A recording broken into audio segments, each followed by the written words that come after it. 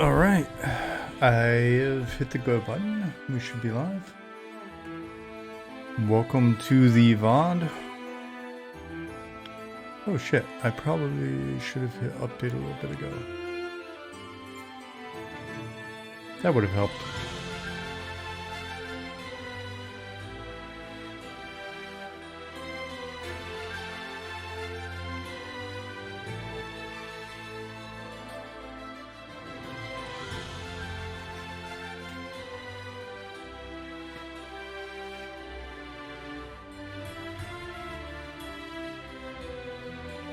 Just getting things loaded up. I'll wait to load Unity to figure out exactly what I'm doing tonight.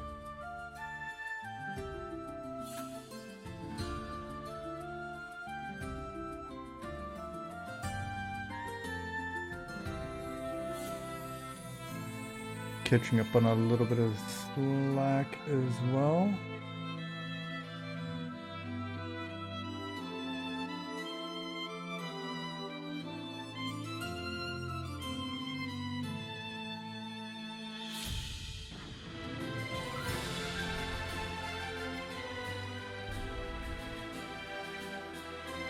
Not quite sure what that was about.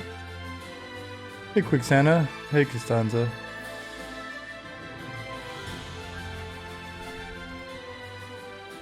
I guess try it again and see what happens.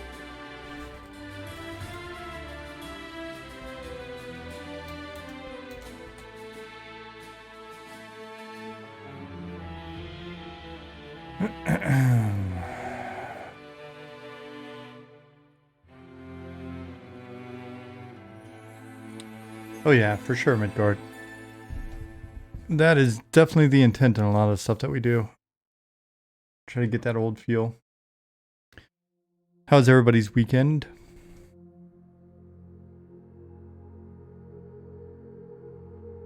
See if this crashes again. If it does, I have to let Ollie know. So, I'm gonna warn you. Coming into this with no extra caffeine, no Red Bull. Ooh, play. Alright.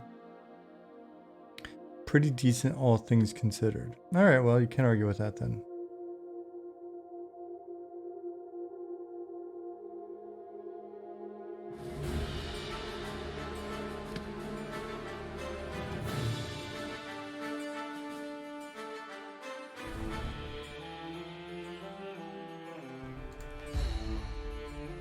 This was the Cleric that I was playing on Thursday night.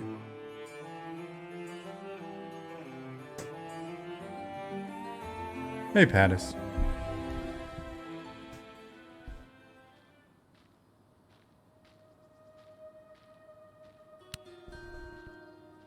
So where did I leave off? I left off at 2.5 level-wise.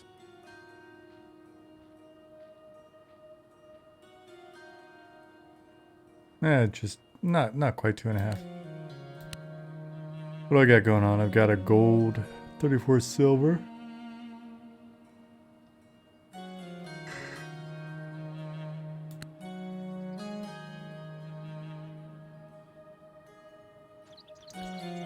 Yeah, Midgard, I get that. I get that feel from some of our different solid take logos.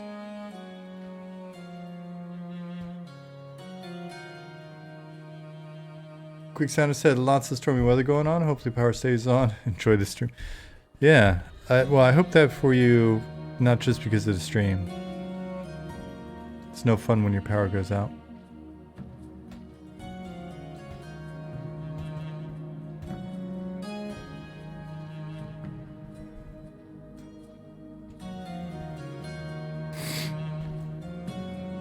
That landing's got some character.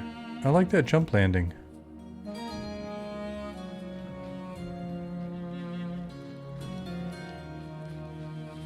What's up, Nicodemus? Alright. So we're playing here, right?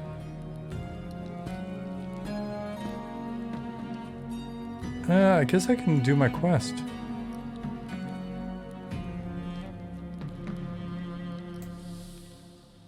Go to T-Ball and start requests because we were just running around playing.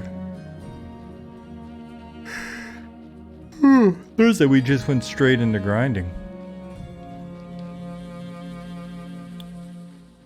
Yeah, ignore that hitching. We've noticed that something's popped up in a recent build, or maybe when we switched over to the new LTS or whatever.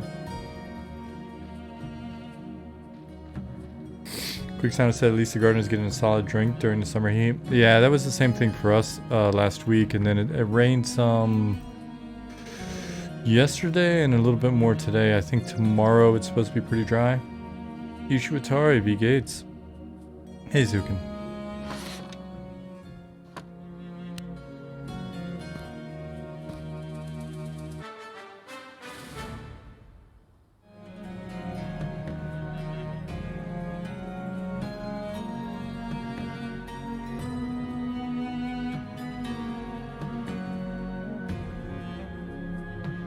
Alright, take it up to Giselle. She should be up there.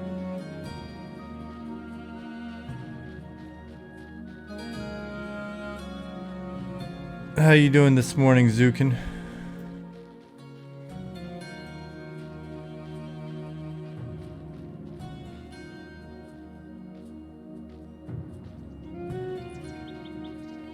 That guy. Did I go far enough?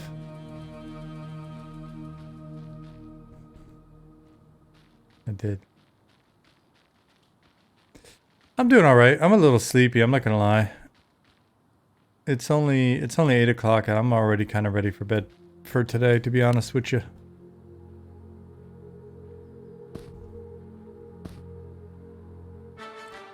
Hey, Chinny D. Did the Robert interview happen? Nope, not yet. He's in the middle of moving still.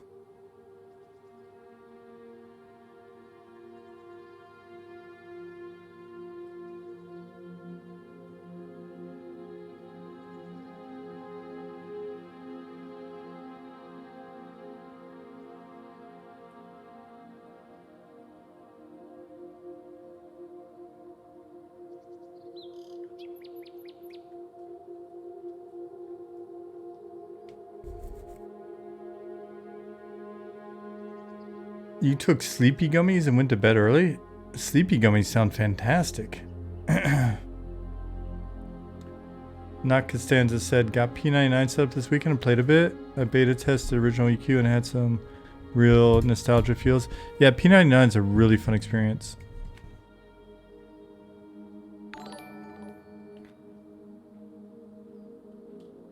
Nicodemus, thank you for 20 months.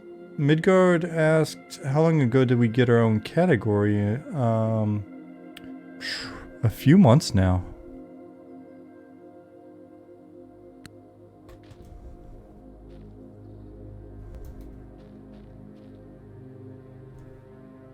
What's up, gnome?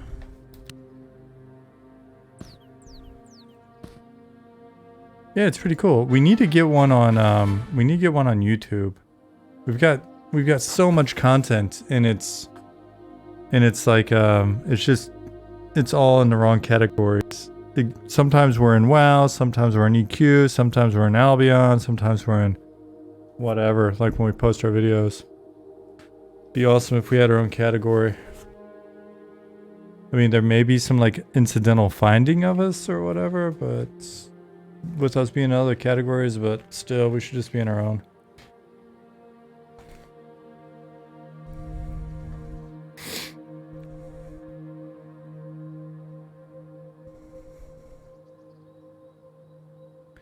Running low on snake venom sacks, but the immature kind, not the fully developed ones, filled a bag.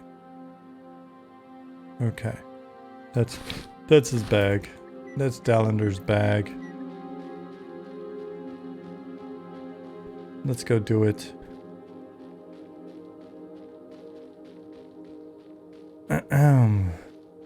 What buff do I have on me? Holy Fortitude. Well, that's cool, man. I must have made out like a bandit during the last stream and I bought a bunch of spells apparently. I was playing with Zukin and Ali. Zukin was playing an enchanter. And Ali was playing a fighter named Ranger. Because he's a complicated man. Skeleton.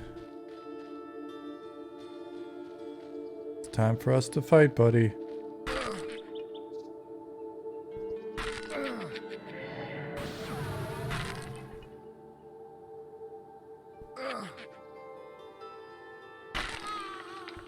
My evocation is increased to 1. Feeling pretty dope. And I got a tethered cloth mantle. What's up with that? Did I put it on? Why am I not seeing it?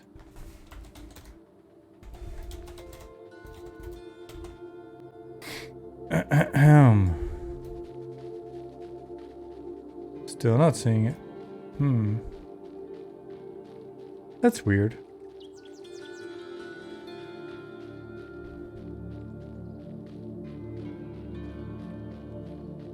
BB Grill. Hey, what's up? I gotta bash some snakes and take their glands.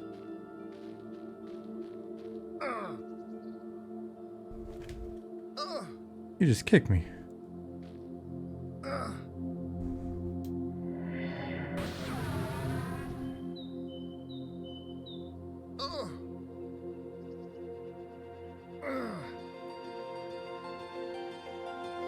Mantles would be robes on a gnome if the size did not adjust.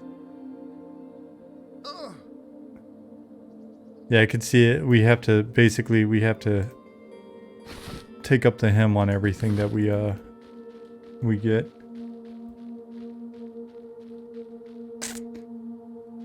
Burst said, I'm a bit late in commenting, but I do love the upgrade to 1080p. You know, I probably should have clicked the buttons to see what would happen much earlier. Like pretty much whenever, I guess. I was confused. I thought I had to be partner for it to work consistently for you guys. And also, when I first started streaming, I had so many like weird ass problems and stuff that I just got like a little nervous, technically. But I'm glad it's crisper for you guys now. Yeah, it was. Yeah. In all fairness, all the problems I had when I first started streaming was just me doing really dumb shit and not realizing it until folks on the stream helped me figure it out. But from that point forward, I just kind of got used to the way it looked and was like, all right, whatever.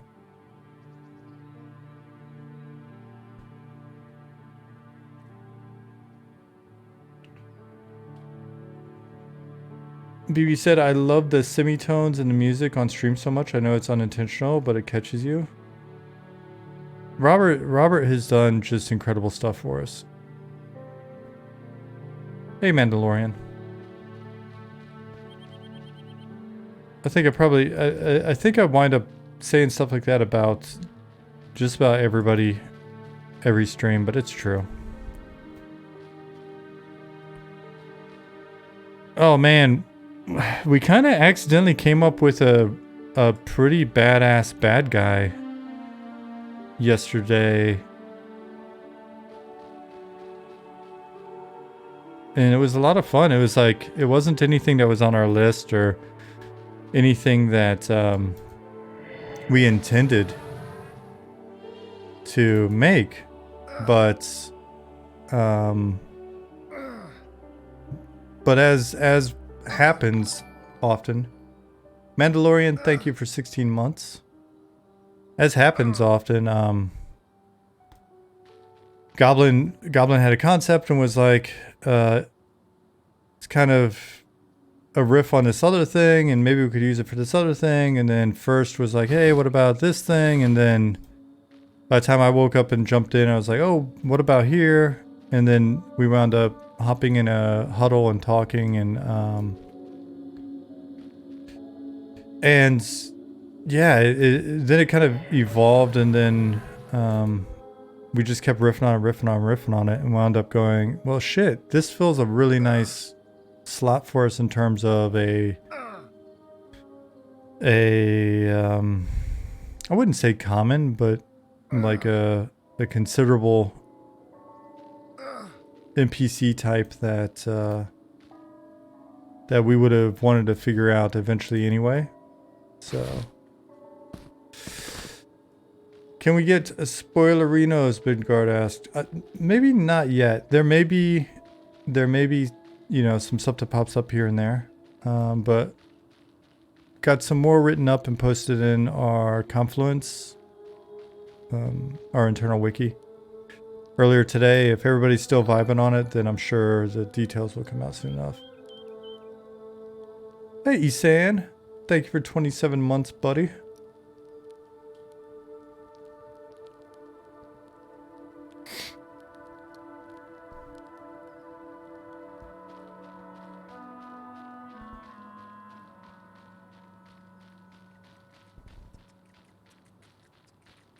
What'd you actually, didn't you post this weekend? Let me open Discord again. I restarted my machine. Midgar said, I meant primarily about the villain. Yeah, me too. I'm speaking exclusively about the villain. When Discord opens on the wrong screen here, then...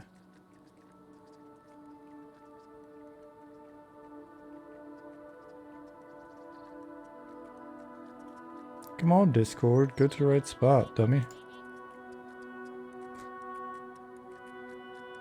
Yeah, I'm thinking if everybody's down with the lore, which I think pretty much based on the conversation yesterday is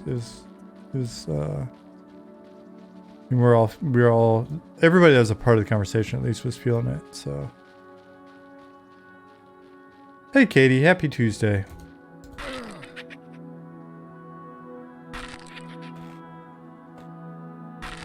Yeah, and then there was the other NPC group as well. Good point.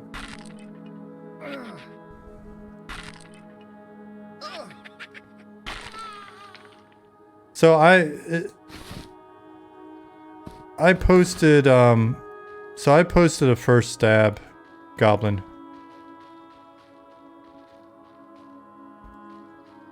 There's a link in lore to the Confluence page, and the Confluence page has a couple of names referenced, but there's like one name that I thought was the best one, and I just used that in getting the write-up up. I don't know if you've seen it.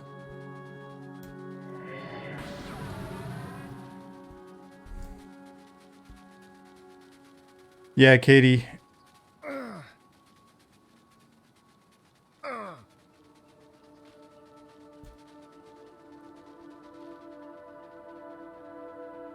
It's gonna be cool to see. It's gonna be cool if we can get that same kind of level of character in some of the other future NPCs as well. I can see goblins being pretty dramatic when they die.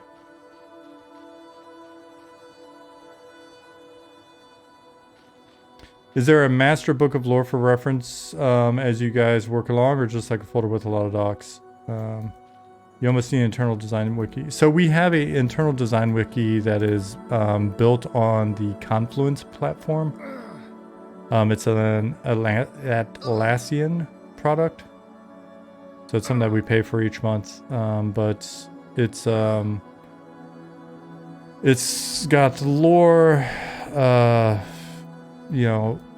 technical writing, even though I've tried to keep it split out between like a source book and a compendium.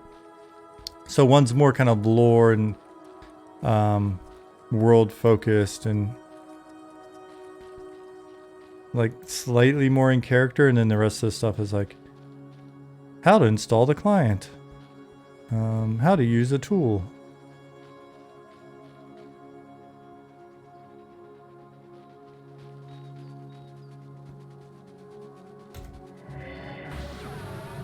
BB said, we use Jira and Confluence at my contractor. Works. Yeah. I mean, you know, I could say we'd probably be happy with other types of wikis as well, but Confluence just seemed like a really, you know, is already set up. It had all the functionality we needed. I was used to it from a couple other places I've been, so we just went with that. Goblin said, "Oh, those look good. Great direction." Yeah, the name, the top name, doesn't appear to be used anywhere else, though it is a bit, you know, it does clearly reference the sort of fungal theme. But I think that's going to be fine, honestly. I think at the end of the day, we just own it, and I think they're still just as scary and gnarly as like, I don't think I don't think that detracts from what they are. And it roots them pretty well in the world, I think.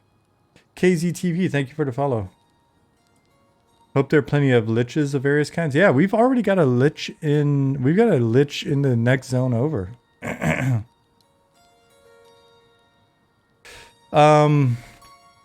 Nicodemus said, I need to check out Confluence. Had a question asked to me by management a week ago about it as a potential tool. Do I recommend it? I recommend it just because it's been super easy for me. I'm not super technical, you know, like getting everything set up or whatever. So the easier something is to just kind of plug and play, the happier I am. Yeah. Katie said, wow, nighttime looks gorgeous. That sunsetting and sunrise are, I just love them. At some point, I really would love for us to experiment with the idea of extending. So I guess it would be making the orbit maybe more like oblong or something. And just make it so that like the sunset and the sunrise last longer than they actually should. Keith, I played with the NPC editor prior to your most recent changes.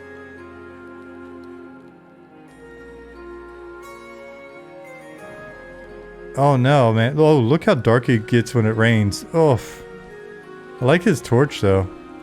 I like that little bit of a fog. I can't wait till we get into our next biome and some of the other areas. You're definitely going to see a lot more.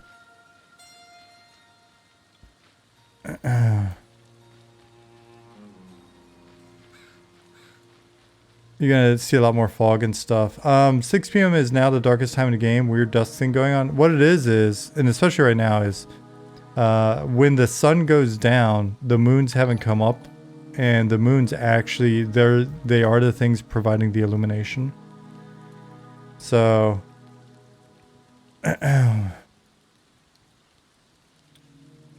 Timoka, thank you for 5 months.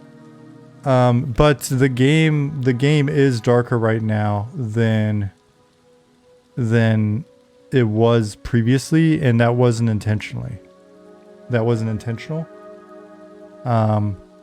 Something changed with the latest build, not build. The latest whatchamacallit.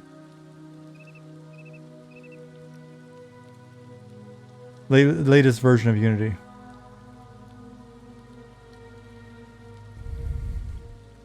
So we'll be looking into working on Unity LTS update. Yes, those words. I said LTS previously, and then I said Unity this time. So maybe by the third time, I'll actually put those together. Trinity said, never thought about any weather plans for the deep, at which point first said, funny you ask.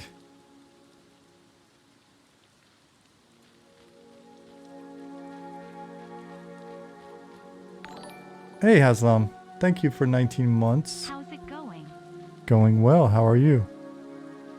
Ashira Scout.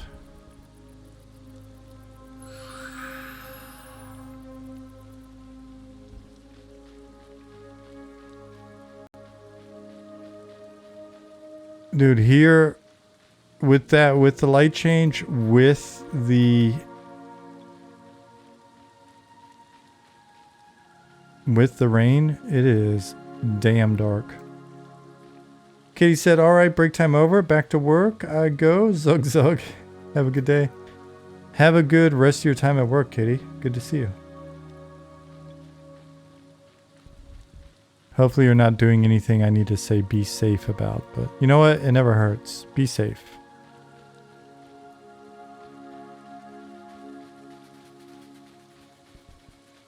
Where are my snakes?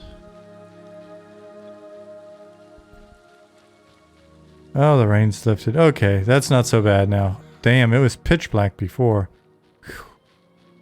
That the rain clouds seriously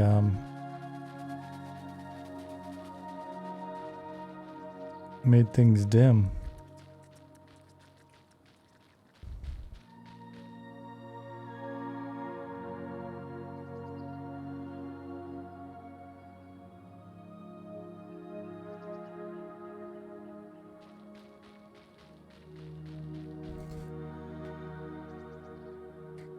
Made things dim. Let me check Slack real quick.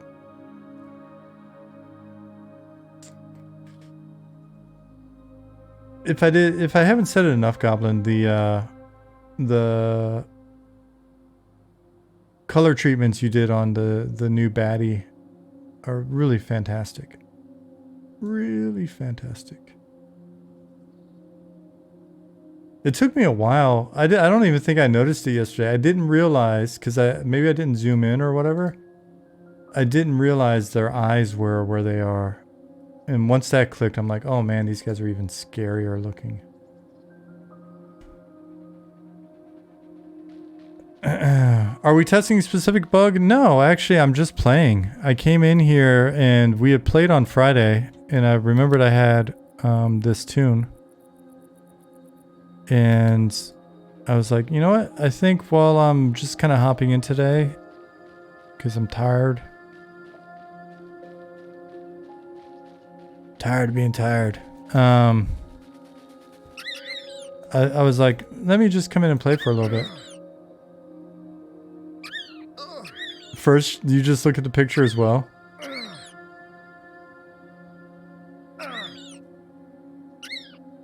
Have you seen the enemy design in Goblin's game? It's super cool. Yeah, that game is very cute. It's like Tim Burton meets Silent Hill. That's a good description. I'll have to tell Jasmine. When she gets back, I have to Goblin, what's that face? No, you don't like that? You don't like that description? I think it's great.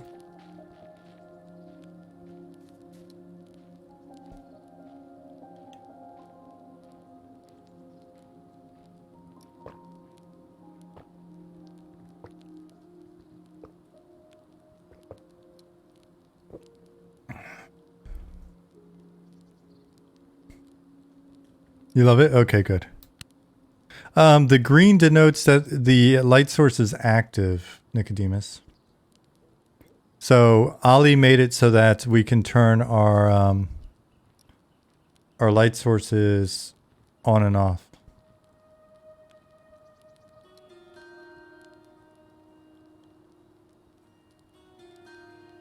Who all in chat is on the team?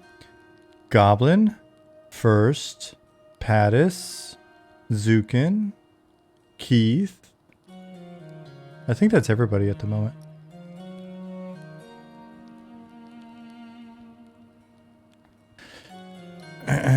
Yeah, so Ollie did a little past Nicodemus. Oh yeah, Zach is also here, Zukin.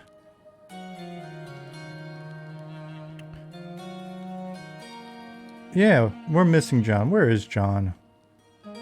I really want to bug John to see if he can quickly toss in box volumes for mud actions and volume visualizations for mud actions. That would be super cool. Gamer Chef, Zukin streams pretty consistently. Pattis streams pretty consistently. Goblin streams, but not as consistently as those two. We have another team member, but he's crunching at his day job a lot right now. VGFX. He's streamed a few times. Excuse me. Am I missing anybody?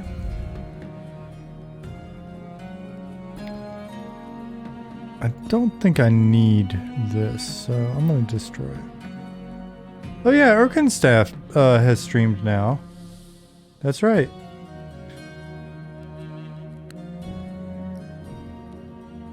Old Urkel started streaming. Oh, I need to track that one down actually. Yeah, Nick and Ollie stream once a year, but they're really good ones. Yeah. When they're sort of real life allows for it, I'm gonna try to get them on stream more often as well, right? There's Human. He's in work mode though. I'm on the development server, so this is if I'm not mistaken, this is Pattis probably sneaking and doing some work.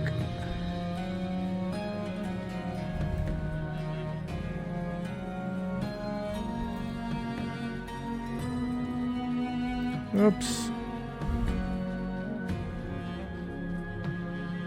Goblin streams very sporadically, he said. Also, your schedule is, to quote Mike Tyson, unfathomable.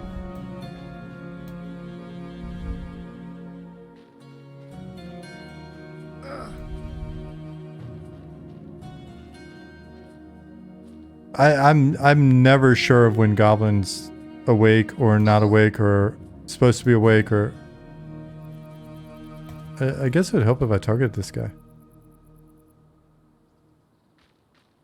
Would love a roundtable with the team, talk about challenges and war stories and game development. That would be a lot of fun. Scheduling that would not be a lot of fun. We'd have to do it on like a Sunday probably. How far out y'all thinking? Like how far ahead do we think, or how far out is the game in our opinion?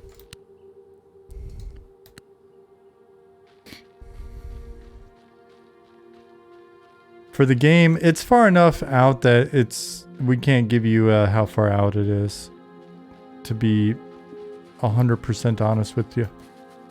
Now that may end up being less time than you think, but we like to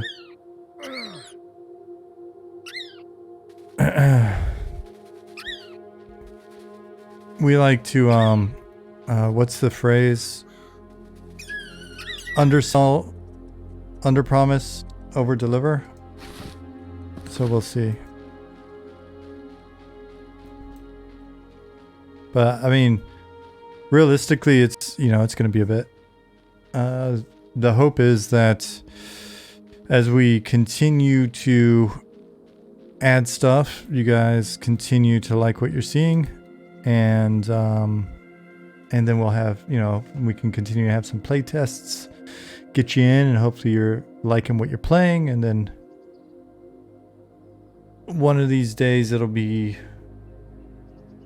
at a point where we can actually tell you the plan. Oh, Jackal Pup, time for you to go to the guards.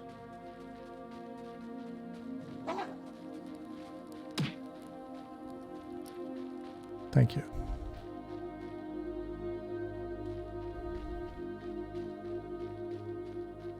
That will teach you to encroach on my gate. Oh, there's a snake. That's what I need.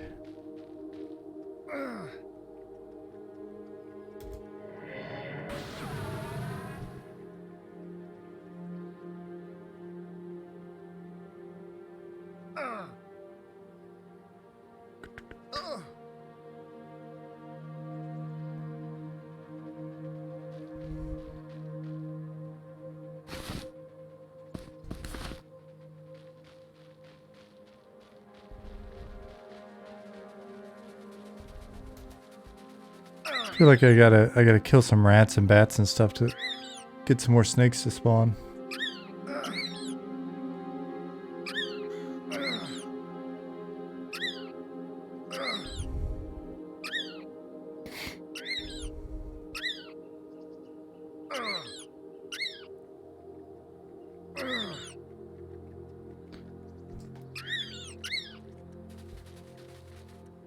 Gamer Chef, we're looking forward to getting y'all in here again.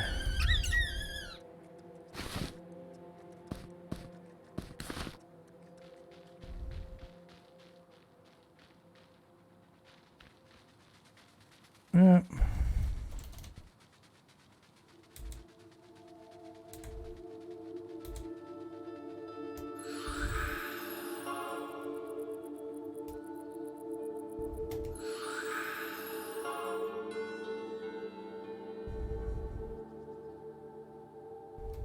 Man, I am sparkling.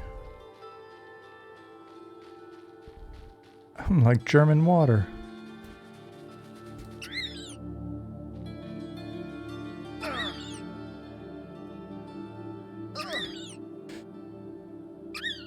Mit Gas, ohne Gas. Still, bitte. Yeah, BB. You know about the German water. Nicodemus said specific dates mess up creative development. A lot of good work here. Trial and error, learning through doing. The final product would not be as good if a date was set. Just your 2 CP. Well, I'll take your copper. I think for us it's a nice mix, and this is something I was just thinking about earlier because we're still, so we got the new setup in GitHub where we're tracking all of our tasks and stuff like that.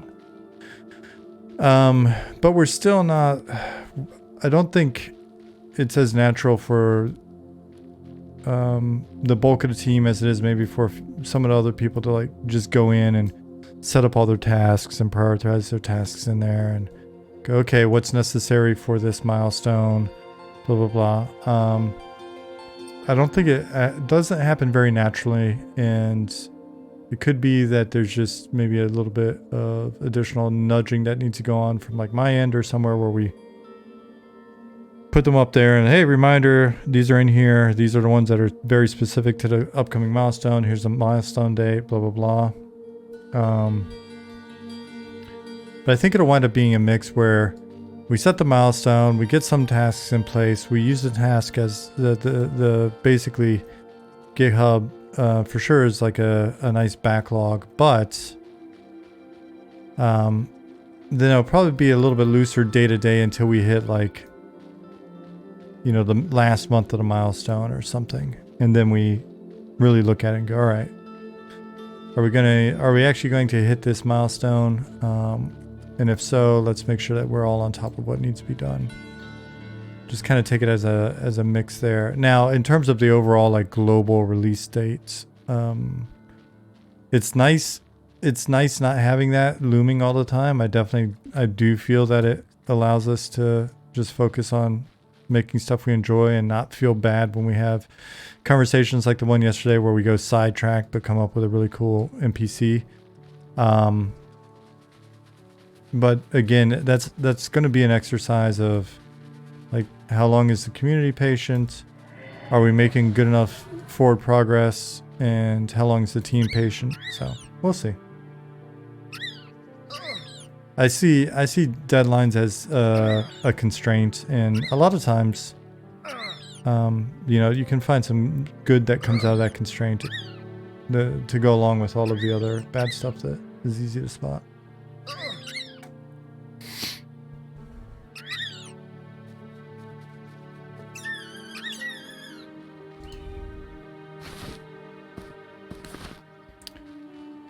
Do I need this light on at the moment? I don't think I do. I mean, I think it's more of an effect for you than it is for me. Oh, rotting skeleton. Keith wants to duel me in M&M. He has exchanged 22,000 cookie points for it. Cool, as soon as it's in, we'll make it happen. Less sleep, more nicotine and caffeine. Yeah. I like sleep though. I'm like, why not just have all three? Nicodemus with the solid questions. Nicodemus asked, have you had a chance to look back upon the initial roadmap and reviewed your progress versus where you see the roadmap now? Any lessons learned you can pass on to us? if I take that as a, here, let me see if I can swap these. Yep, can.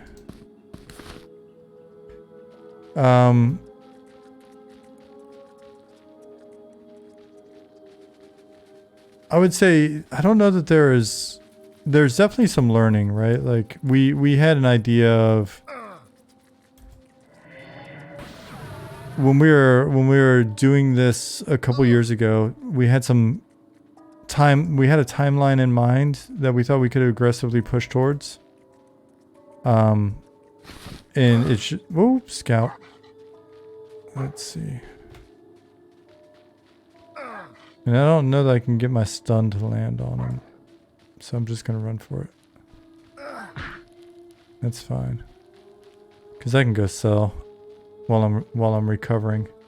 And the thing is, it's not shocking, Nicodemus. Like, whenever you have a set of dates in mind, like, we think we're going to be at this point in 6 months or whatever. I mean, so frequently, in my experience, at least in development, you can wind up being off by, you know. It's not hard when you're projecting out a year, 2 years, 3 years in game development to be off by like 6 months from where you wanted to be or thought you were going to be or whatever. That can be really... Oh, trainer, not the actual. Oh man, now I kind of just want to sit and listen to the music. That can be a real pain in the ass when you've got a strict runway. For us, it hasn't been as big of a deal, and it's been pretty excusable because at least we're fine with it. I mean, if you guys aren't fine with it, you can let us know. But it's been excusable in my opinion, at least, because during all of this time, we've still been building a team. We've made constant forward progress, like wobbly forward. It's not like strictly linear. There are definitely things that we go a bit sideways on. But there hasn't been very much at all where we just have gone sideways and then looked back and went, well, shit, that was 2 months wasted or 3 months wasted, or, well, yeah, we thought we were going to do X, Y, and Z, and then we reset, right? Like, there hasn't been any of that. And I've been on projects where legit years of work have been thrown away. You know, by the time you get to the end of it and you look at what happened on that project, it's like, oops, I forgot. This all works differently now.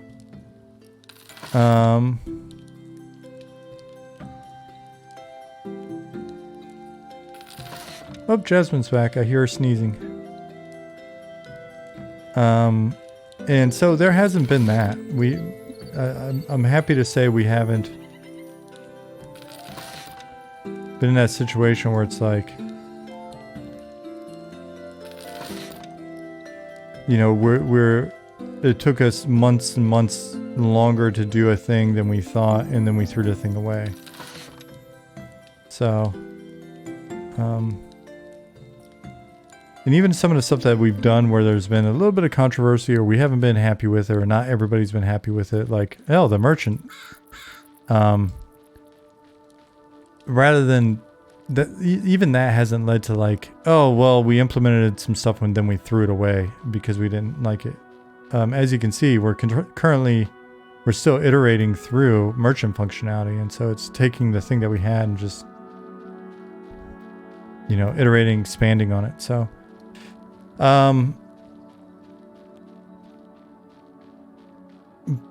I would say there's less of a, oh wow, there's this, you know, we had this epiphany, and more of just, there's a thing that we have to accept, which is we are a 15-person team, roughly.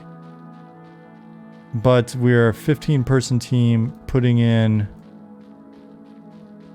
just part-time hours for the most part, right? You know, pretty much the whole team has both day job and family. So it's, you know, for the time being, until that changes for folks, the expectation's never going to be that like people are putting in, you know, 40 or 30, or in many cases, even 20 hours a week on the project. So the progress that we're making is, you know, with that in mind. And so when people are complimentary of the amount of work that you see in the updates, or if you look at us and we're continuing to kind of chip away at the overall features and content, then you know, keep that in mind. Keep in mind that we're doing all this with it still being a part-time voluntary project. Hey, Aramisk. Tadvik said, so basically 7.5 people. Yeah, but it's a weird distribution, right? So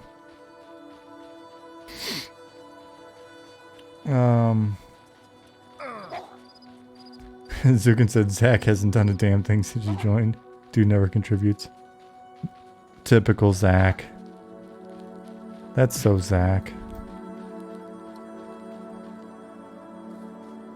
Cat America said, can't wait to play M&M. Knowing the passion behind this effort, all the talk about where the dev team roots are, will be exciting to share the joy when it eventually hits release. There's real beauty and simplicity, as such is M&M. Well, thank you. He said, building out tooling has been a lot smoother now that I'm working with Unity instead of against it. At some point I'll do a retrospective on it. Yeah, and dude, and it doesn't have to be like a massive retro. Just pull together some bullet points on learnings.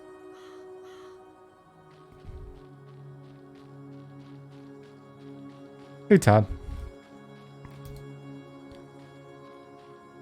I do think that one of the benefits of the time constraints that people have, or some of the gaps in schedule, or the approach overall that we're taking, is I do feel like there's a little bit more of a willingness to you know, put in like a first iteration and then improve on something, rather than be like, oh, I've got to sit down and figure every single thing out about this and really, you know, make this entire big thing, and then, or design this entire big thing and then get all that in, or whatever. It's like, we've just been, from the beginning, we've been super iterative. A lot of placeholder stuff that we put in that we then eventually overwrite.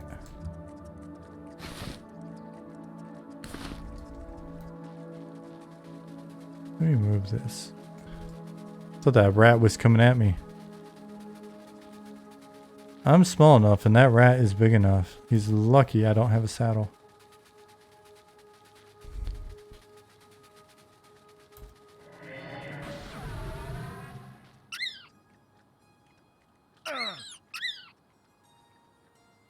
Patty said if you're playing in the editor and pull it, should brighten the darkness up for you a bit. Still some differences from what it looked like before the engine upgrade, but at least you can see somewhat now.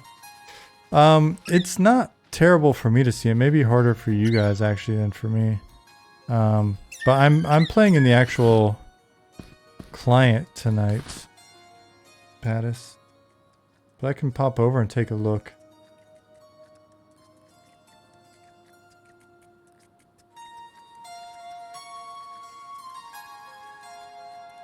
First, what are you typing?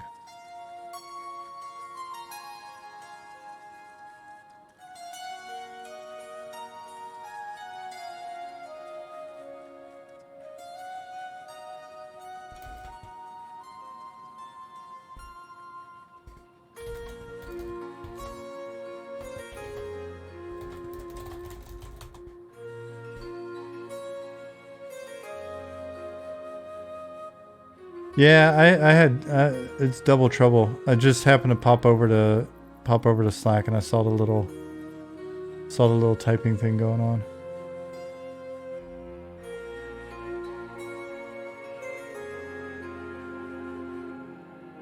Since you guys aren't talking my ear off tonight, I'm able to tab over a little bit.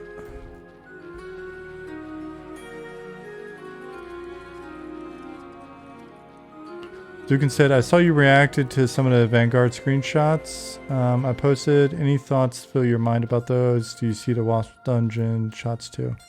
So the thing about the Vanguard screenshots that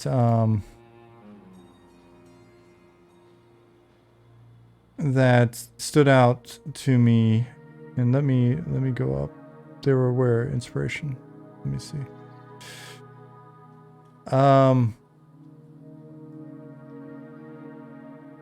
I like, you know, I like some of the details in the verticality. The reaction to the one like small city up on the hill was I like the things that you pointed out. I like the fact that it's, you know, it's a city and a dungeon. I like just little cities like that. I thought when didn't they really start popping up more in like Kunark? I thought it was pretty cool. You know, that's what we're going to be trying to do with our cities as well, depending on your factioning. And so there'll be some like the one that you posted, which may be like a, you know, a giant city or whatever, but then our just cities should hopefully feel that way to a lot of people who aren't from there and want to go to the cities and heal folks. Yeah, the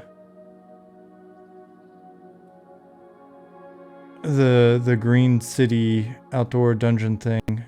Again, I like the verticality and stuff on it.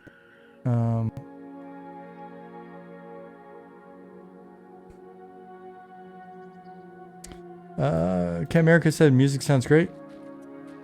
Thank you. Yep. Robert's just steadily knocking it out of the ballpark. Snot asked, is Ham still around pulling all the strings on the secret lore stuff? Nope. Ham, this year his schedule just got really intense for him, and so he is constantly having to fly out of the country and build curriculum for the classes he was teaching. And so for a while we were catching up once every month or two for a little bit, and then going through some of the stuff that we'd already put together and discussing some seeds for new ideas and stuff. And just got to a point where, you know, realistically we'd be able to talk to him once every 3 months or something for a little bit. And so rather than wait and rather than have any work wait, we're just like, hey, we're going to drive forward with all of the you know, all the stuff that we've previously discussed, but then also just with new things independent of that, and with the understanding that we'll be changing existing lore if needed to accommodate the new stuff, etc. And so yeah, just talked to him. It was a bummer, but basically if his schedule ever got to a point where he would be able to have consistent time to work on a project, then he'll be around and doing stuff. But for now, it's just we've mainly just been going with folks like Goblin as he's doing concepts. He'll throw ideas out, we'll work on it first in chat, and I chat pretty frequently on lore. As the team has ideas or whatever, we'll grab that. And even if it's just a seed, you know, the thing is, everybody on the team's able to contribute, and, you know, we're very open. It's not like there's like a little lore clique somewhere, you know. We're not siloed at all when it comes to that type of stuff. So we wind up just like having random ideas pop up from all over the place on the team, and then we will take them, and if we like them, then we throw them into Confluence and flesh them out. Snot said, gotcha. Well, glad to hear he's busy. Liked his input on a couple of streams. Oh, he's a fantastic guy. He's got incredible energy, and he is a fire hose of creativity. That's actually been one of the things that we've had to do with some of the stuff that he wrote up. he writes very much from like a very detailed, you know, he's got a 30-year tabletop background, and so he'll write stuff up and it's just be dense with details.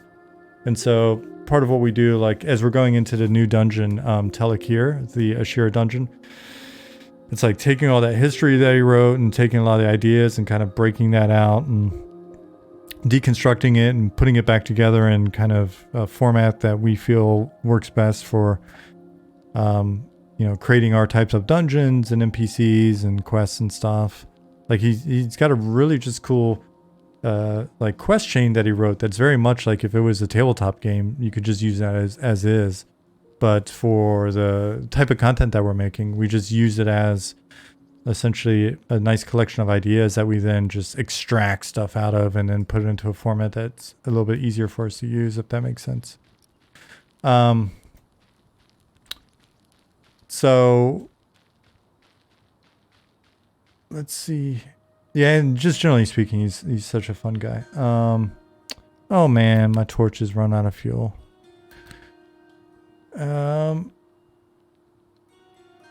Aramis said, just watching moon go down, I was wondering if there are any phases for the moon or maybe special times where there would be an eclipse of the sun.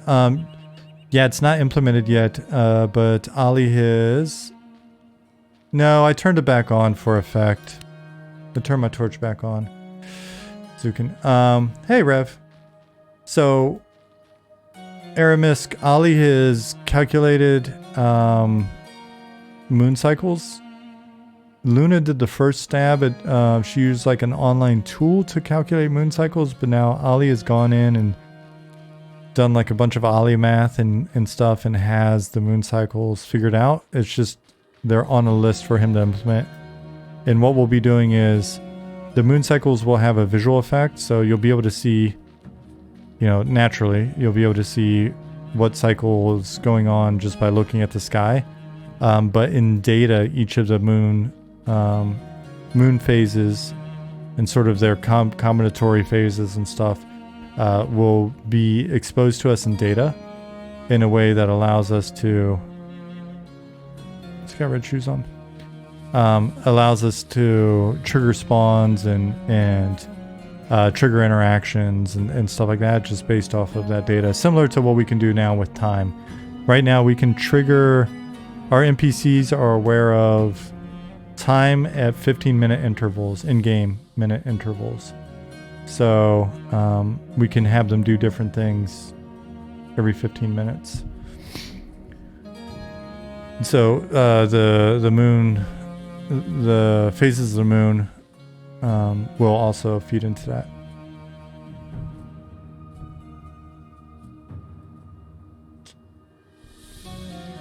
Will there be like an oasis village somewhere out there deep in the desert for players to get food, ammo, or will Night Harbor be the area in the proof of concept?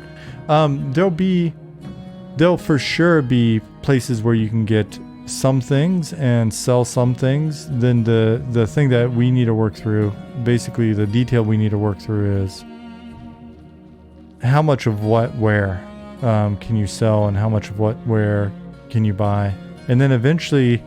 even in proof of concept, I think it would be really cool if we could get a couple of player-owned structures out away from town as well, because then players can buy and sell whatever they want. So you could run the you know, the last in.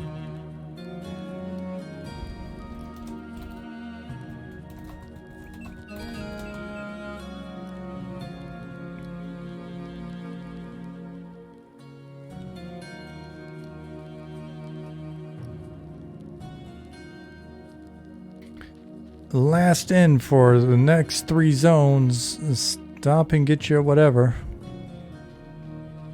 Get your food, coffee there, etc. Exactly, Justin Beard. There you go. You've been thinking Night Harbor the whole time. You might want to run a coffee shop out in the middle of nowhere. Zima said next step, fully accurate star maps with lore for each new constellation. You never know. But if we're going to do that, definitely need to get to writing a lot more. And that's the thing. It's a weird day today. Seems a little bit darker today. Fresh hot bowl peanuts. Last stop here. Oh yeah. Yeah, so that's the other thing. Aramis said traveling coffee wagon. That's no joke either, right? Once we get the pack animals in, an enterprising player that wants to be able to play but doesn't necessarily want to be the most uber adventurer or whatever, wants to be able to log in for an hour or two every day or so and feel like they're a part of the community and provide value. Who knows? Why wouldn't you load up your pack animal or your wagon or whatever, go out to a couple zones over and take a bunch of shit off people's hands they don't want to run all the way back to town at a good price? I'm sure you'll know the prices and sell them some food and water and stuff.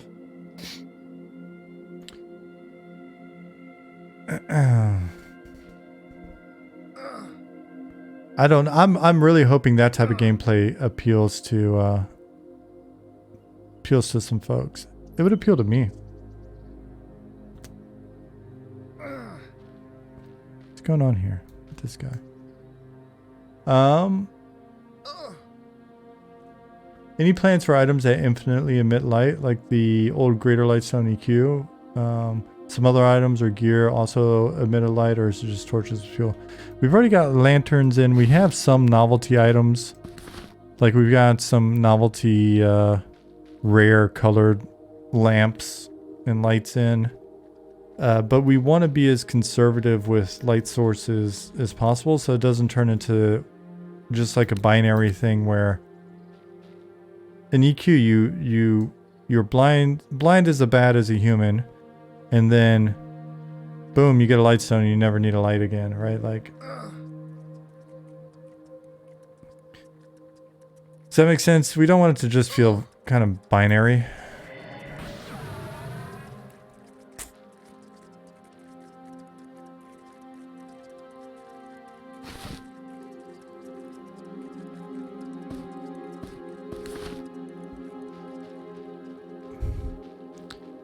It felt like there were a few things that that games like EQ did where it was fairly binary. It was it's like, oh shit, I don't have enough inventory space, or oh shit, I need a light source, and then all of a sudden it's never a concern again. So we'd like to kind of stretch that out.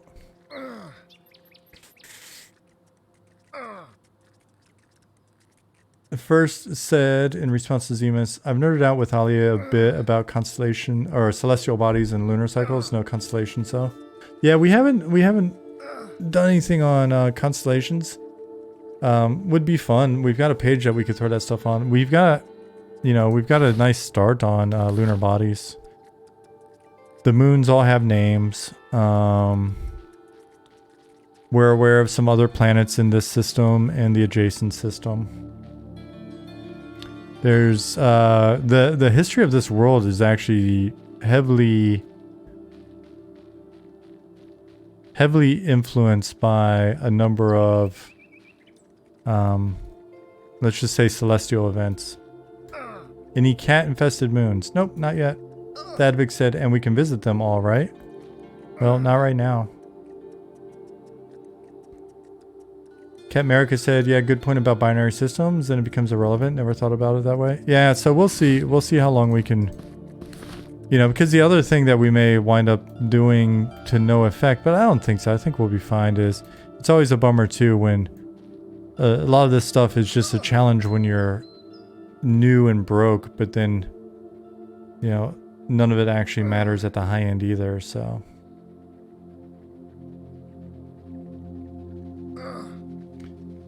Not right now, a designer's answer. Of course, a CEO's answer. Which one did I give? I forget.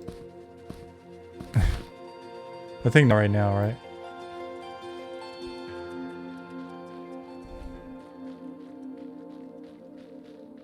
I could see a trade skill that makes lamp oil that lasts longer than the vendor bought one. Could actually have a use. Yeah, that's a very fair point, Sna. I don't know if we've thought about that. It's funny because I just found a new Instagram channel that I really like. It's just this guy doing, he's like I forget his name, but his shtick is professional homeowner, and he's just got these really wonderful like 30-second to 5-minute videos on like, you know, Wrangle Star. Thank you, Bilbo. Yeah, cool. I guess he's more well known than I realized. I was showing Jasmine his videos last night because I just ran into him, and I think it's just wonderful stuff, right? Because it's just like, and I love that he's always like, my grandfather told me, I don't know why this, but my grandfather, right? Because it's just passing down that knowledge. But anyways, he was talking about used motor oil, and one of the things that he mentioned was just like, oh, some people use it in oil burning heaters, and it was just like, oh shit, good point. He said you could use the old motor oil for, it actually preserves wood, so you could paint like wood and stuff with it. And just, yeah. So when you mentioned the lamp oil that lasts longer, I thought about that. Wrangler Star, not Wrangle Star, Wrangler Star.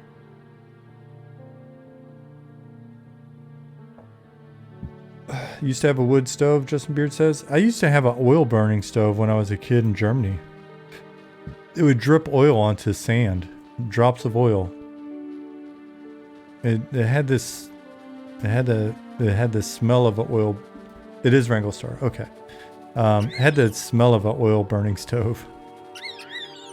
I was fascinated by it as a kid, though.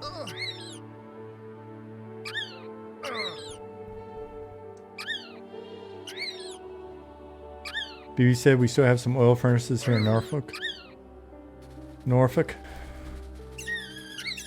In old houses. Justin said, I'll never forget my wood stove, especially when our chimney caught fire. Oh, that's no good. Oh no, Jackal. Oh no. And Jackal Pup. This may be the end of me. Gonna be the time where I need to remember some spells. Get him, boys. Alright, thank you. Good job, guys. Oh man. I need to put in some like default reactions when it's like, thank you. Not a problem, sir. Whenever I talk to ChatGPT, I'm actually very polite. Just in case, you never know. You never know. So I'm always like, could you please do blah? Thank you. Could you please do... Could I please get a variation on that? I'm gonna be polite. It's gonna... Yeah, if anybody's making a list, ChatGPT is making a list.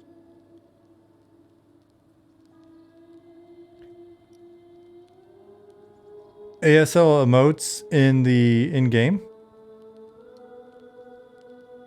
We've talked about sign language in-game. Would it be... I guess it would still be... I guess it would still be ASL. It'd be... Ethereal sign language, unless it was global.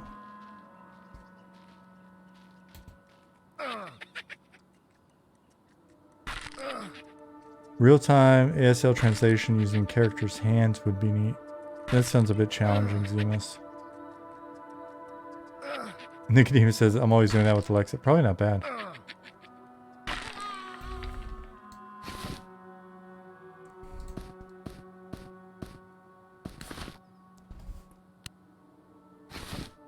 You know what? I think it's time to go sell.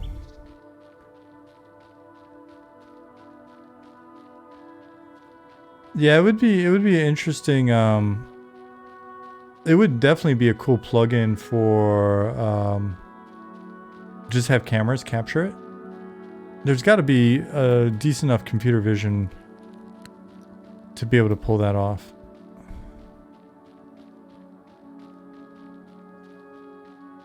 That'd be really badass, to be honest. But do you need it? You can type.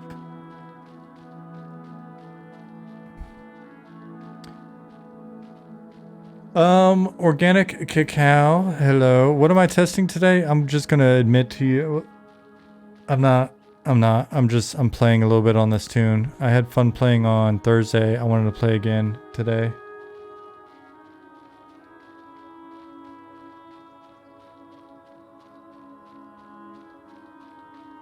Hang out with you a bit. And play. Sorry, I overshot things because I was tabbed. Over. Oh man. It's raining.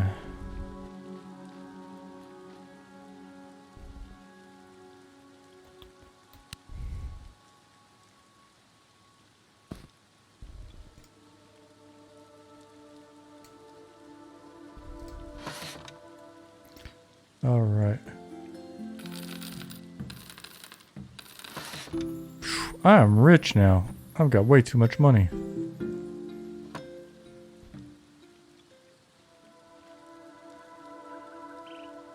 Do you think we'll get to a point where we're playing on test instead with folks? I don't know.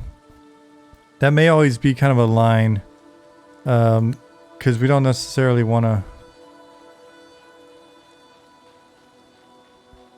you know, create a situation where people are like harassing people that we've got in helping us or whatever, or, you know, get weird. But I do think we'll get to a point where we just have some folks come in and play with us while we're streaming and stuff.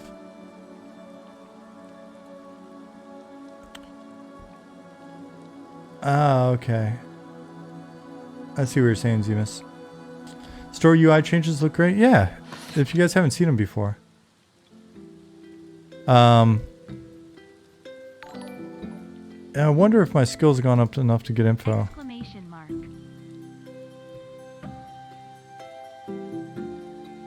SE2, what's up? Thank you for 14 months.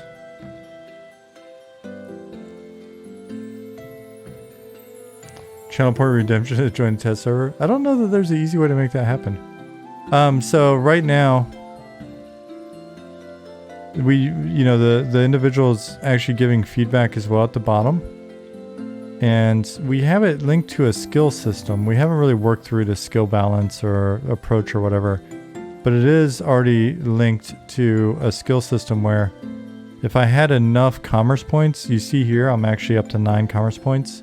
He would tell me where I could sell it.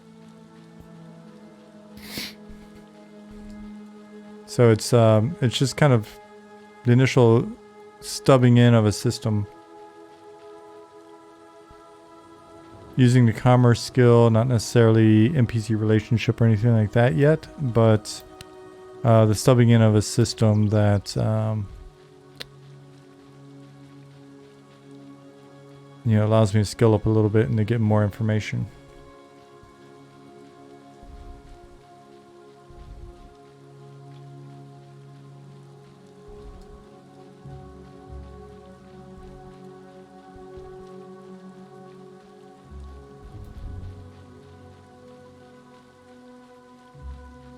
Which I guess I could see, it's still, a pain in the ass, I know, when you're brand new and you come into the game, it's like, where do I sell stuff? And you got to ask other players, the system's not telling you. But I can see where when you've got that, if we were to leave it just as it is right now, if you've got that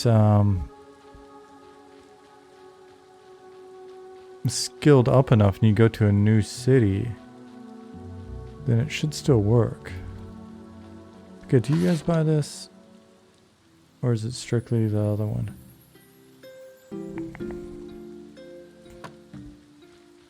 Strictly the other one. You have 55,000 cookie points. What, Justin Beard?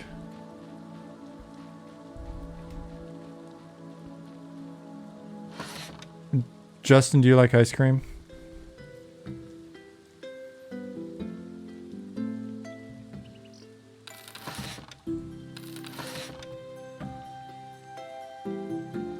You do? I saw a thing on Instagram that I want to make this week, maybe. Probably not this week. Oh, gosh. I go on the 7th to actually get my shoulders and neck checked out to figure out what the F is going on. Beyond just having shitty posture and doing jiu-jitsu. But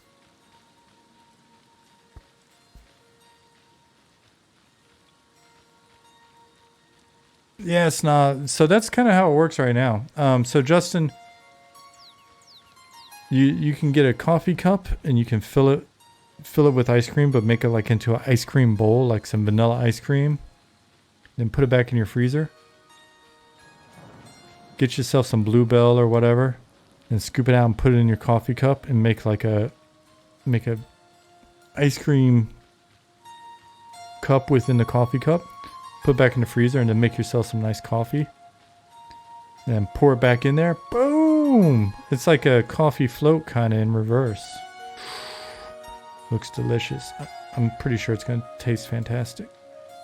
But if you do it before I do it, then you got to tell me how it is.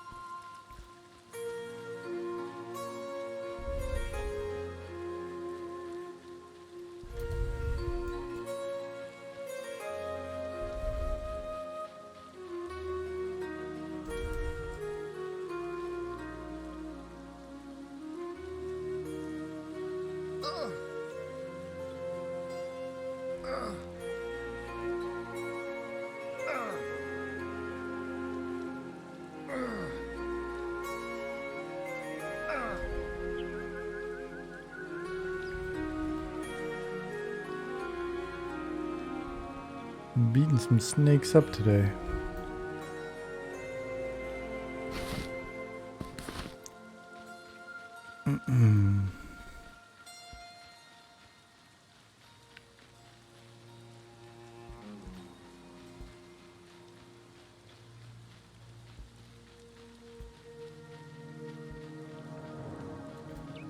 Just Beard said, I got a new credit card. I'm going to get a coffee maker or a tea jug. Coffee maker seems like a wise investment for you. Because you're spending a lot on coffee, buddy. Just don't get crazy with that credit card. Get yourself in trouble. Nicodemus said you could con a merchant and the system, have the system tell you something like the merchant as he talks to you seems nervous, sweat drips from his brow, seems eager to make a deal. Maybe you get this item for a lower cost. And then the player could offer a lower amount for the trade. Oh man, being able to dictate or being able to attempt, that's a whole nother level. There's been some games with that in, right? Like RPGs. Where they give you a... Is that a standard... Is that a standard mechanic in like Elder Scrolls games, or I'm trying to think where I've seen it a bunch. Offered too low, he refuses to sell to you for a while. Yeah, it gets insulted. We did talk about barter system as part of the merchant interface for certain NPCs, Sna. Certain NPCs may want like 10 bat wings, and so when you actually bring up the interface, it'll show you some of the barter options, right? Instead of just always having to do everything via the quest system.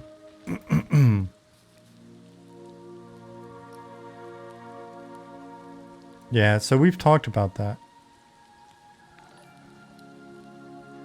Wee, thank you for the follow.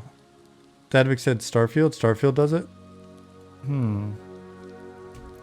I am, aside from the occasional like reference to Starfield on YouTube recommendations, I am oblivious to Starfield.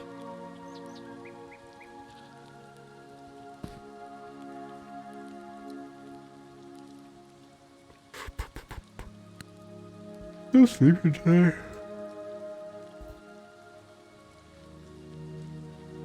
Is it raining in Night Harbor or is it a dust storm? It is raining.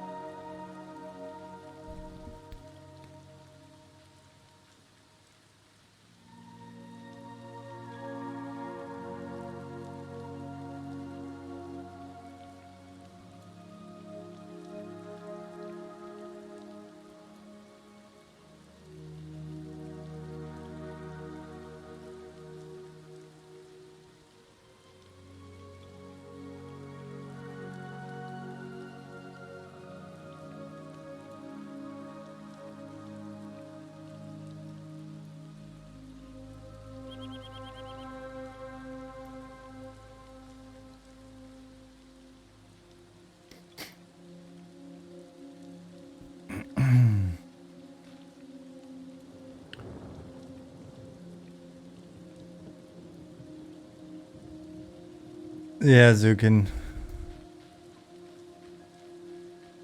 Right after I said oblivious, I realized where that could have went instead.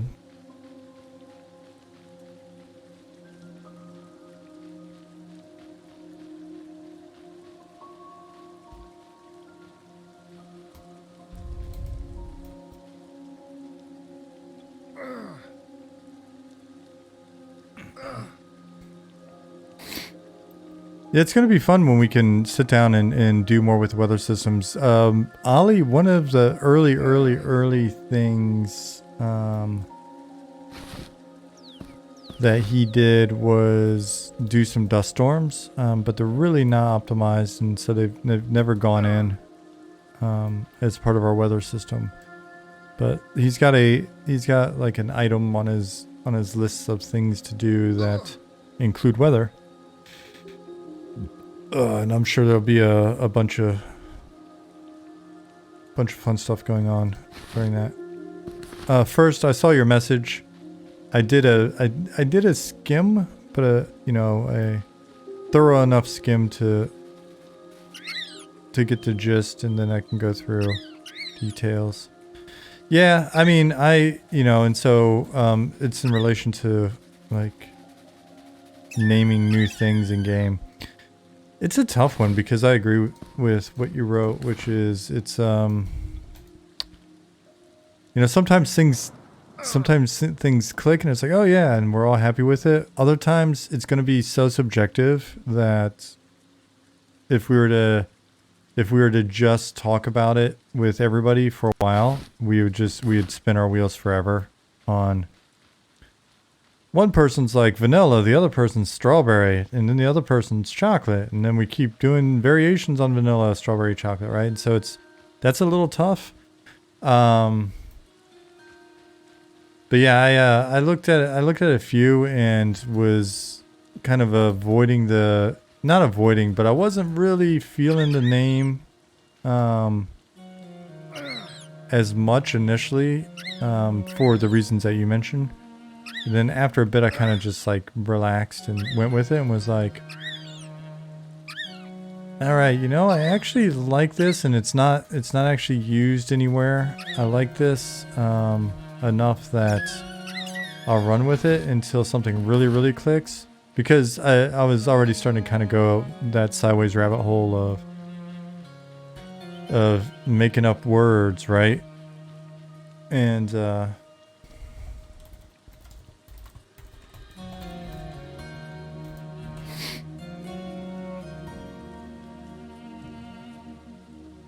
my only fear with that is sometimes things, when you're making up words, things feel a little gates of discord. They feel a little gates of discord when you're like, and it's weird because you'll see other fantasy names that are like, clearly they just got made up. They're not. There's no Latin roots. There's nothing there. But they got made up. But we've seen them for so long that we were comfortable with them, right?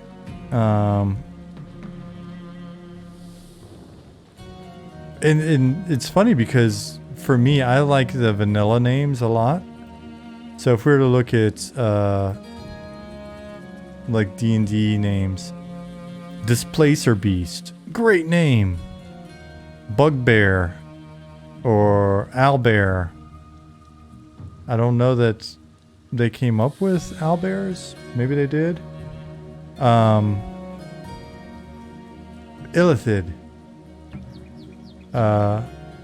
Beholders. Like, the one that's the most contrived of the bunch is Illithid. But we're so familiar with it that it resonates. It's like, I know what that is, like... so that's the challenge. It's the challenge with some of them. But yeah, the name that's there, I think... I'm not sure if I mentioned it or not earlier, but I know it. I know it definitely firmly puts it in the mushroom camp. But the more I think about it, I'm like, I don't know that that's necessarily bad for what it is. Because then the gotcha on that is, but are they actually mushrooms? They're not.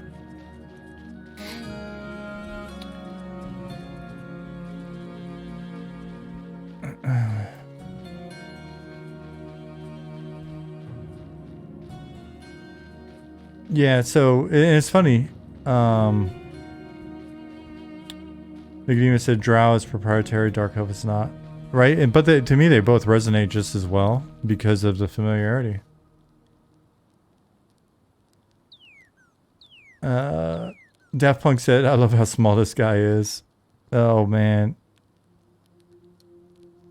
There's something. They may wind up being a little bit bigger, but first said exactly how a good working name and make it used to it. Sort of how Shishar felt at first or such. Or Vexthal. The Shissar. Well, there's 3 freaking S's in the name, so clearly Snake Person. I'm pretty sure I wrote some... I had to have written some text in Shra that's got too many S's in it. And I know I had to have written something Ixar related that did the S thing as well. That's so silly. With so many S's. So... silly.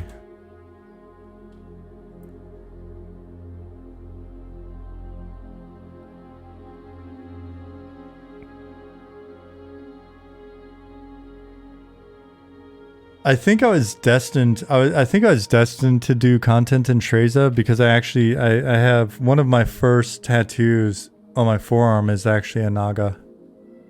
But it's a rattlesnake naga that is part rattlesnake, part Samuel L. Jackson. And he's wearing sunglasses and has brass knuckles in one hand and a boombox in the other.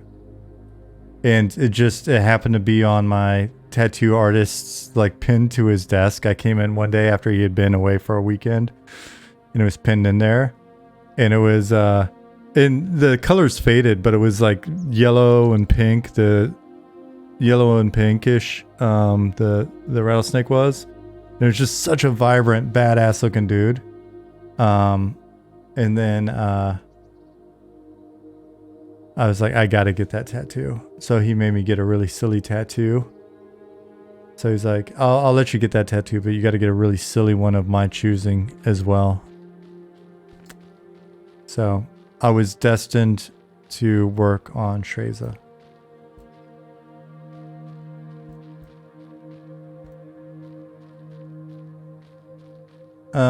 Daft Punk said, I just asked ChatGPT for EverQuest like mob names, and here are a few. Frostclaw, Gloomflang, Ironhide, Stormscale. Now do the same thing and ask ChatGPT for EverQuest like names that have not been used in any game or media to date. And then you can also like use the search engine to check. Bilbo said Samuel was born to play Snake Man. Like, there are motherfucking snakes on this plane. Oh wait, that's me. Loner Wolf. It's going good today. I'm relaxing. I'm maxing and relaxing.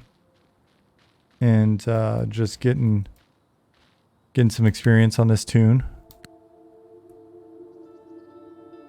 Get my MFing self out this MFing temple. Oh man, wouldn't it be badass if we could have gotten Samuel Jackson to do the voiceover for The Cursed?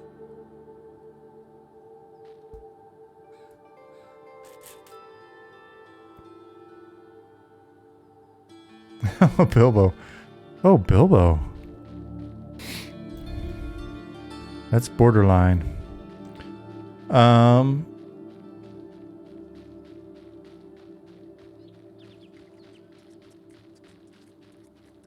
I could see it though. Alright, I guess I could take one of them.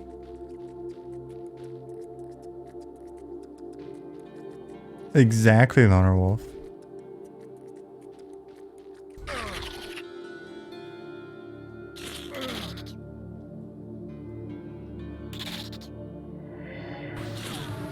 Get him with a little stun action, see what happens.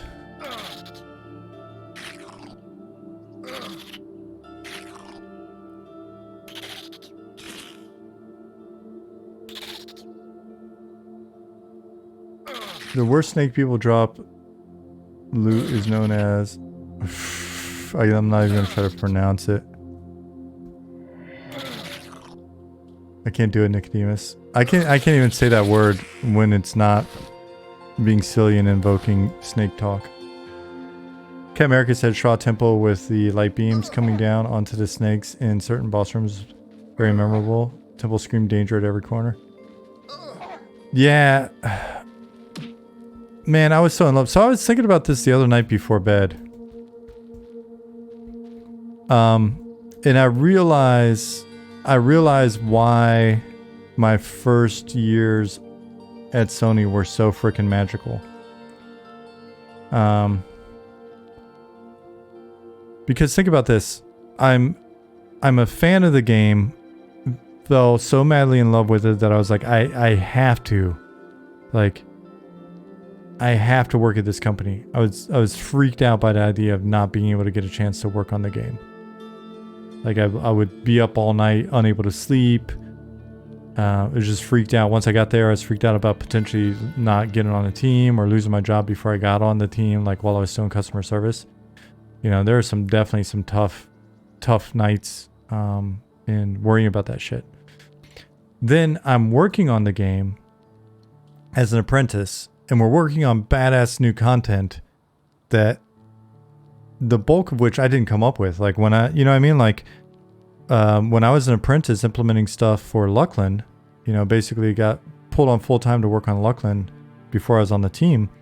Luckland was pretty much Luckland, right? Like, so I was working with folks that were the ones that had the ideas for it. So there's still a shitload of mystery, right? The game was still mysterious. I didn't fully understand what went into making the stuff that I was playing. I was still getting my feet under me in terms of game development. So the magic wasn't like, I didn't know how the sausage was made to a point where it's just like, oh yeah, you know, right? Like where you're already deconstructing things. And so I was able to enjoy classic Velia or classic Kunark and Velius as a player and have it still be like chock full of mystery, even when I could start digging into the DB, right? And so I was playing some of the best content the game offered as a player, being exposed to it as a designer, a new designer, while being exposed to the industry and meeting the team and learning about the company and all this stuff. And then getting to make new stuff on my own. So it's basically the best of all worlds during that period. It is pronounced Lucklin. Anybody that pronounced Loose Lion or Looselin or any of that, you better watch out. Cat America said, always loved EQ for no when you're in a boss room. Tended to have some epic design elements. Would have a ton of fun stuff. Ton of fun doing stuff like that as a dev. Yeah, well, and the thing was, the rest of the game had so much negative space. Yep, Zemus God Rays. God Rays are awesome. I like old school God Rays too, like the ones that are just built.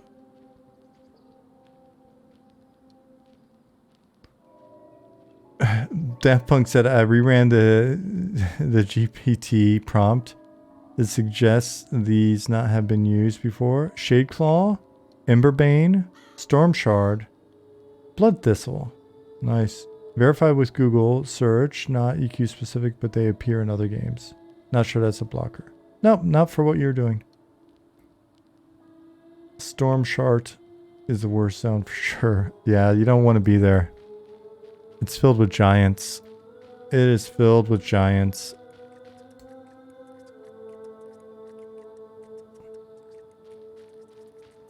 Shadeclaw sounds like one of those T-Rexes in Shadeweavers. Oh shit. I think there are Picklaws. No. Didn't you need one of those for like the VT key or something like that? You had to camp one that was like a 1% spawn rate or with then like a 1% drop rate. Rock hoppers. Yeah, the rock hoppers.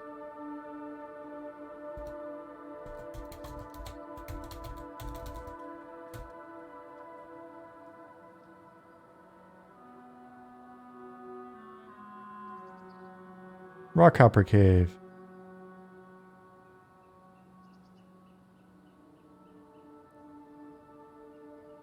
I remember getting so pissed off camping that thing that I sent the designer that had put the drop in game a message on ICQ like on a Saturday afternoon.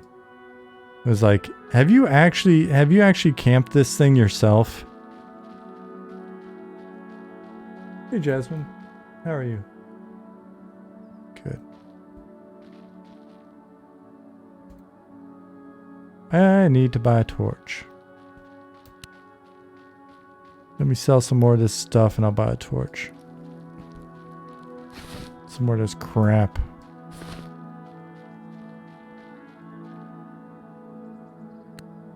You know that TLPs, they made it so any mob in the zones can drop the shards now? Nope, I did not know that.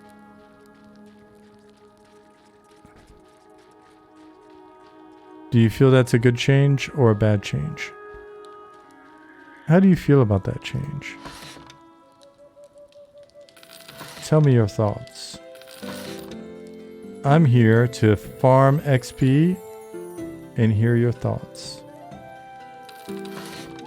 From through your mouth though. I'm not here to like read your mind.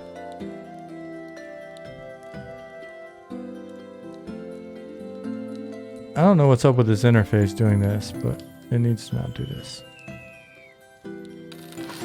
That bird sound is so out of control. That night bird shrieking gets me every time.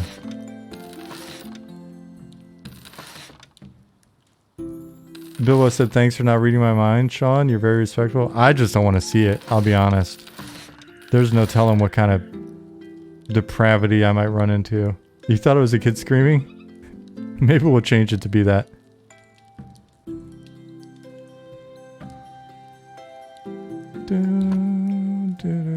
Dark Inside, I didn't. And I even saw you. I'm sorry. Hello, Dark Inside. I distracted myself.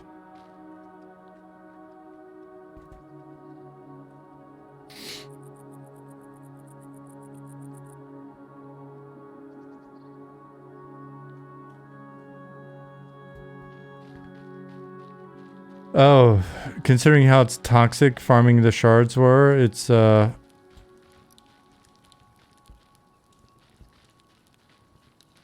better. Do you not like toxicity? Alcohol's toxic. It seems fun. A little bit of toxicity is good for you every once in a while, I think.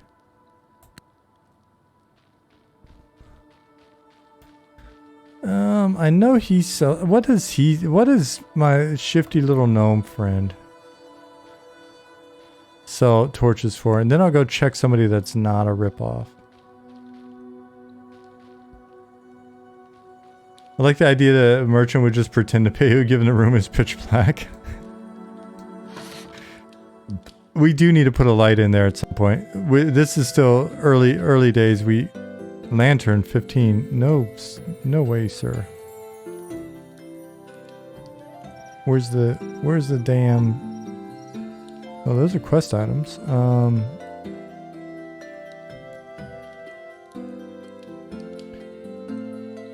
Do you not sell torches, dummy? I thought you did. Okay, 1.5 gold is what this guy sells them for. Let me go see. Chat, what is your go-to horror you think of when you're pretty sure somebody's reading your mind? I'm pretty okay with the idea of somebody reading my mind.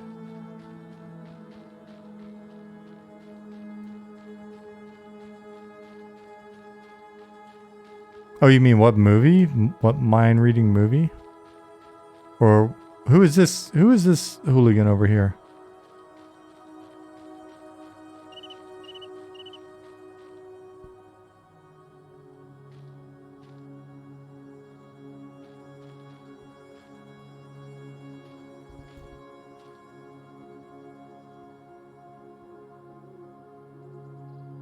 Darkin said, I'm doing okay, but today was a giant shit show. Why was it a giant shit show for you, Dark Inside?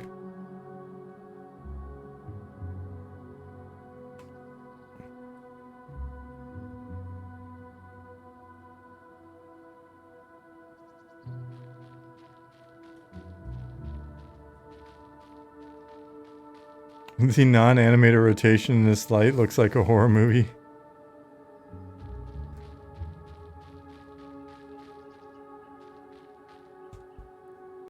If someone's going to be reading my mind, I'm definitely going to try to troll them with weird shit. I think that's how I always approached it when I was a kid. Okay, so you save yourself 5 silver by buying them here. I forget, do they stack? I don't think they do. Don't matter. I mean, how much does a backpack cost? I don't think I can find one yet.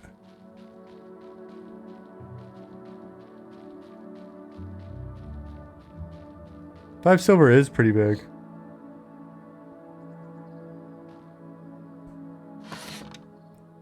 What are we talking about here? 20 platinum? Alright, I'm just going to turn around and Homer Simpson my ass right through the bushes into the Newbie yard. 20 platinum.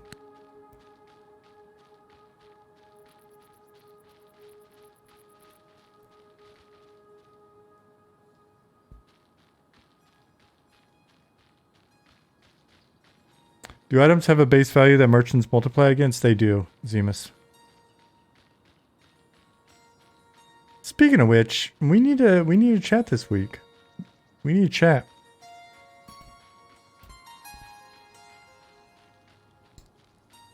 And I will answer all of your questions. Because I'm curious. I'm curious to see what you think about certain decisions.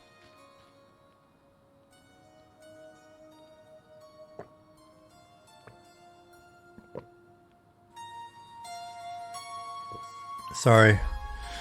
I changed my noise gate so that my fewer words would be clipping. The problem is now you can hear me swallowing like a donkey at a trough.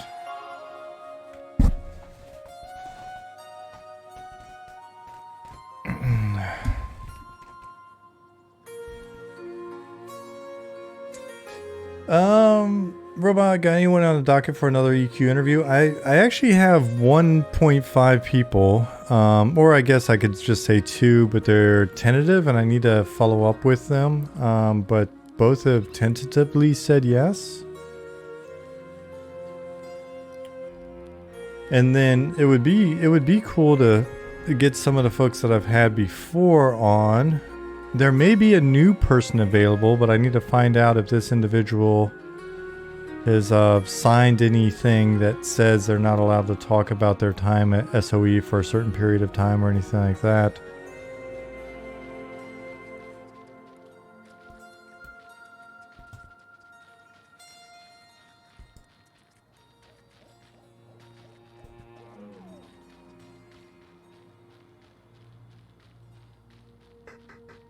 Boomo said, if you sound like a donkey at a trough, are we allowed to call you an ass? You can call me whatever you want.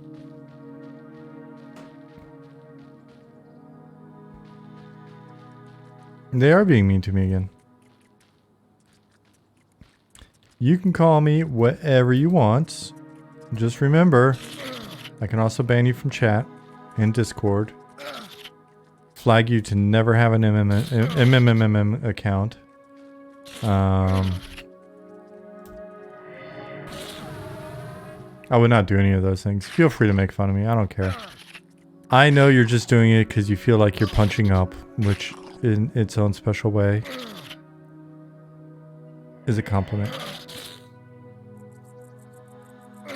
Alright, this son of a bitch is killing me. Trainee, get him! Oh, trainee, you're useless. That's why you're a trainee. Okay, boomer. Did you just call me a boomer? Glorky, my day was going extremely well, and then Mortis and Bilbo started picking on me. So much for that day. Dark Inside said, me and my housemate and friend went to get our bus passes, and we got there. My friend forgot his ID on the bus, so we had to wait for the next bus, which was half an hour wait, and then we got to the bus, then transferred, found his ID. We got halfway home, he started to feel sick, and had to go get off the bus to throw up, so we were stranded in the public library for an hour and a half, waiting for a taxi to show up, and then we finally got home, and I was just about to snap. Yeah, that sounds like a lot. Why is your friend so forgetful and pukey? Was there drinking going on? What's going on here? Next time they ask me to go get a bus pass, they can fuck right off, as it was a complete waste of my time and my day is now gone. Yeah. That's true. You got to spend time with your friends. That's a very positive thing, Jasmine. Good job on the positivity. Bilbo said, I didn't mean to pick on you. A donkey is also called an ass, so it was just a punny joke. I know you didn't mean to pick on me. I was being dramatic. That's what friends are for. The good puns. The bad puns. Even ones that you should watch out and not say. So I don't ban your ass. Where are the snakes? Alright. Gnome dance emote should have utmost priority get implemented. I think you have a point. Need to add that to GitHub and make that critical priority immediately.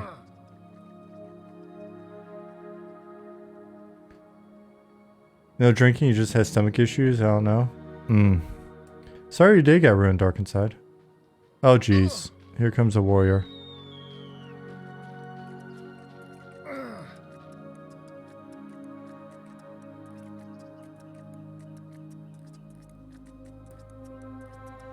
Next milestone, nothing but emotes. And not just from Urkham staff, like everybody's got to animate emotes. Everybody, all hands on deck. First is animating emotes. Keith's animating emotes.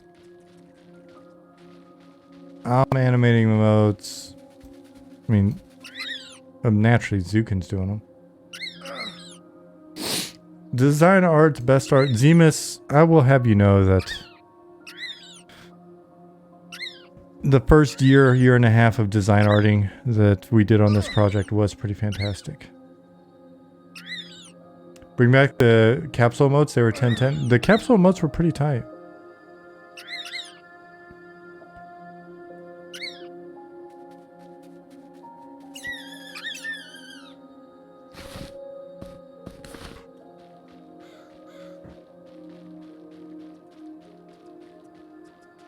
I feel like getting banned would be worth it if the reason for it is ridiculous enough. Gotta farm those humorous anecdotes. I absolutely agree. I've basically run my entire life based on that principle.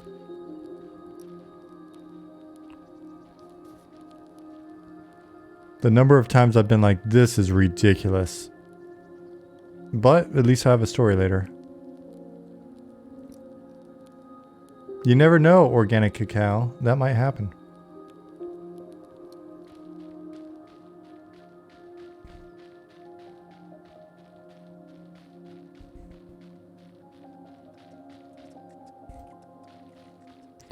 Alright, let me try my luck with another one of these guys and see what happens.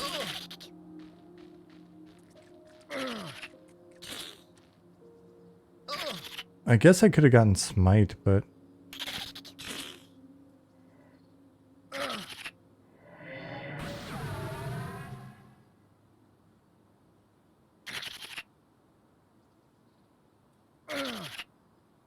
Zemus, I've spent a lot of my life seeking the funny answer.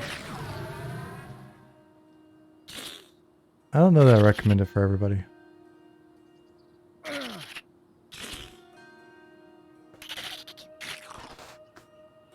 Oh man.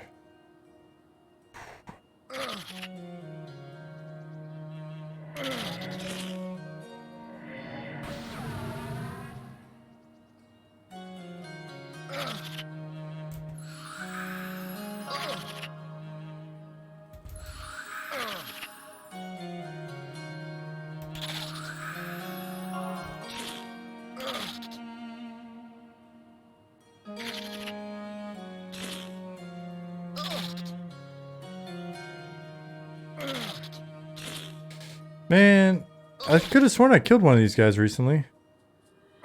Maybe I just got really, really lucky with the RNG.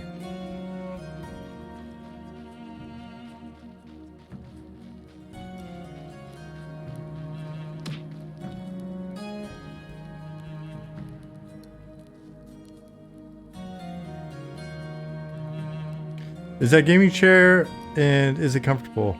It is, and it's not.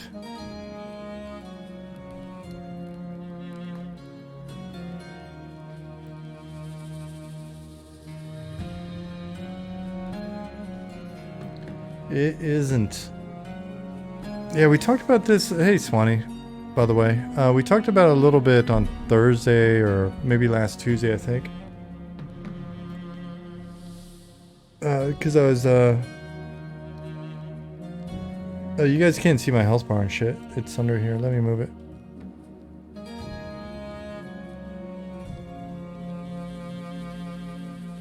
There you go.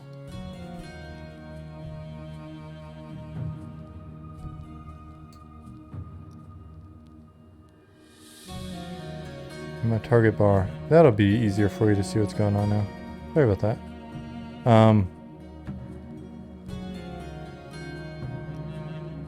Yeah, it's funny. Last few weeks I've been complaining because I've gone back to jiu-jitsu, found a place here to train. My shoulders are both constantly jacked now, and I'm having trouble figuring out if it's just from training or if some of the issue is the chair and the way I sit, and some of it's sleeping. But I do know that pressing against this neck thing right now is feeling pretty awesome. And I think I mentioned like last week, it was like, when I first started streaming, I thought it was the law that you had to get like a cool gaming chair in order to legally stream. Otherwise the stream police would come get you. So it was during the whole COVID thing in Sweden. So Jasmine and I just went out and got 2 of these dealies and brought them back to the apartment since we're going to be spending a lot of time in front of the computer. Yeah, I didn't want people to not think I was elite. That would be a tragedy.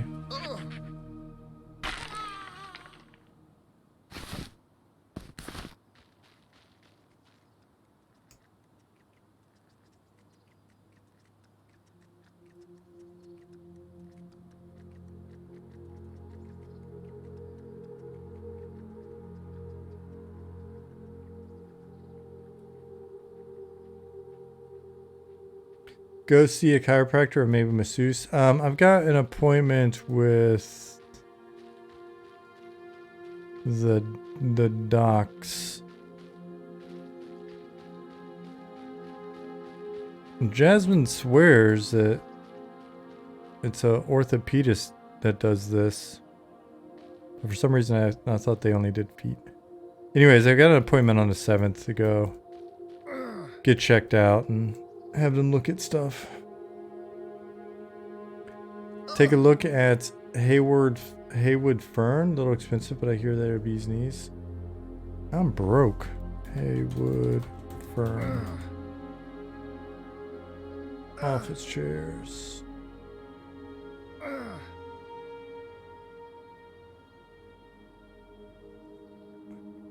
Configure and price.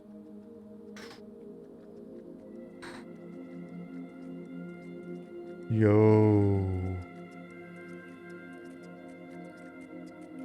I don't know that I'm going to be getting a...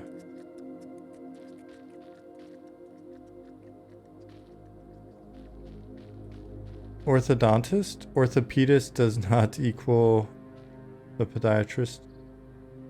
Okay. I think that's fair.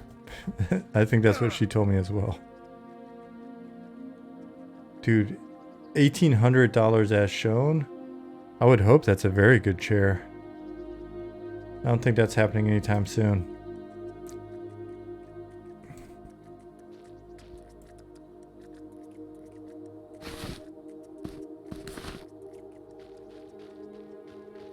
Where did all your Kickstarter money go? Well, we all got these really good chairs.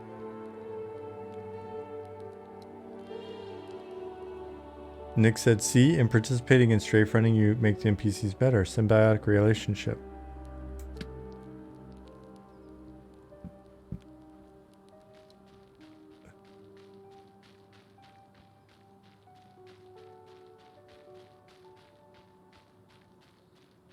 Everyone gonna fall asleep to dreamy music on launch day. Devs never saw it coming. Makes news headlines. Millions of people fall asleep to new game. Millions of people fall asleep to new game. Well, that would be nice.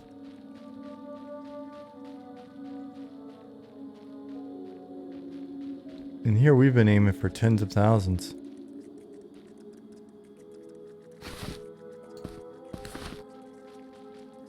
You stay away from me, warrior. You meanie.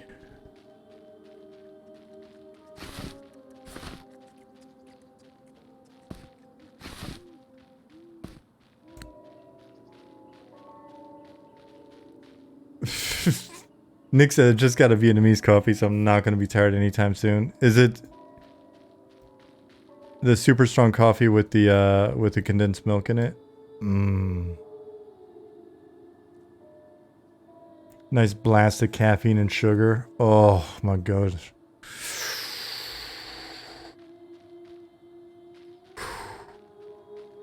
So good. It's so good. When I was working in an office, I loved them. Oh, I had to do it. Really helps with the after lunch sleepies. Oops.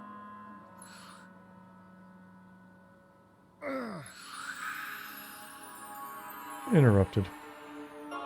Oh, no, look at me. Expert. Cat America, I like your optimism.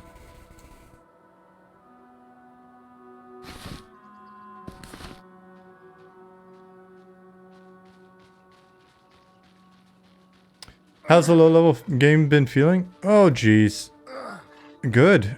You know, I deserved this for not paying attention, so can't really blame the game for that. You... Scout, you. Ah, especially them running to the wrong gate. Watchman! Patrolman! Patrolman! Patrolman! Patrolman! Thank goodness. So far it's been feeling good. Nick, the thing is, I started this guy. I mean, I'm still only level 2. I started this guy with in a group with Ali and Zukin. Ali got pulled away, so it wound up just being primarily me and Zukin. And I mean, we're blasting through stuff. It felt pretty okay. And I just say that because I feel like now that I've kind of made it through that level 1, you know, the first few minutes or whatever. The level 1 hump has made me, I feel like, be pretty steady. So, no complaints.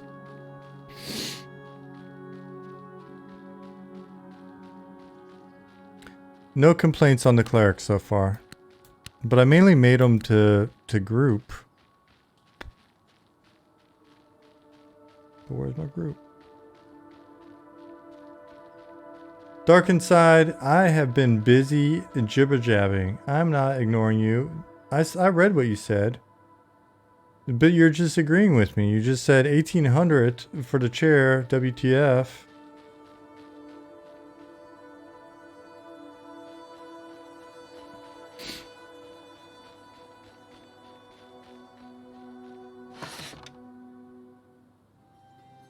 Is jumping faster or just funny? I honestly don't know. I just do it because I feel like it's faster. I feel like it gives me a nanosecond advantage. Nick, is jumping actually any faster?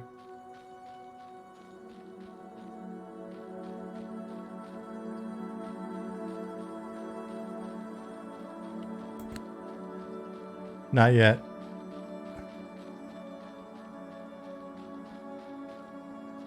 Not yet. Two very important words when used together. Seems like you get hit each time you jump. I'll have to check that. Talking about the Beatles part of it.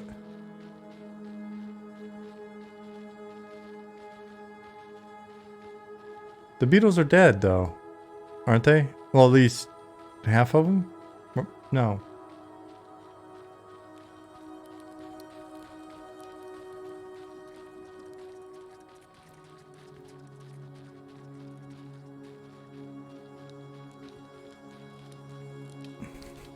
But will using a knife make you run faster? Only in England.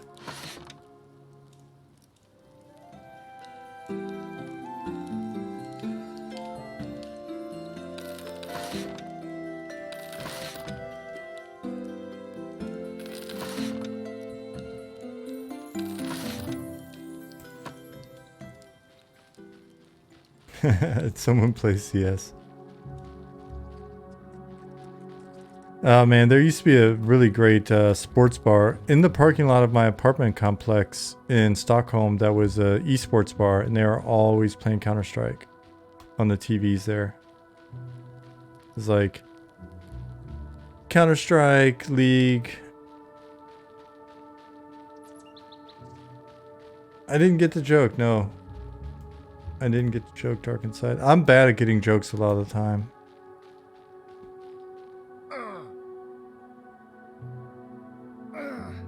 I'm challenged in that area. Calico Bard, thank you for the follow.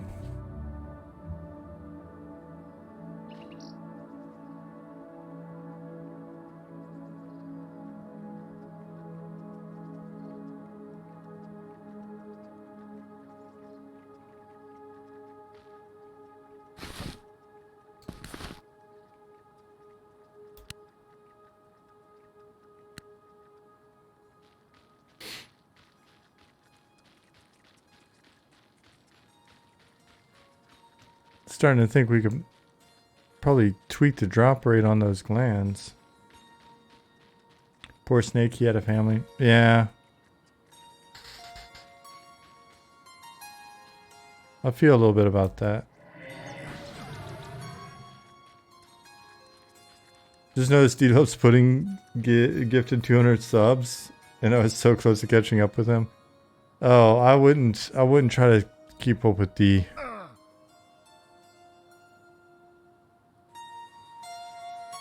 I appreciate it, Nicodemus, but you guys don't get crazy. Don't get crazy with that stuff.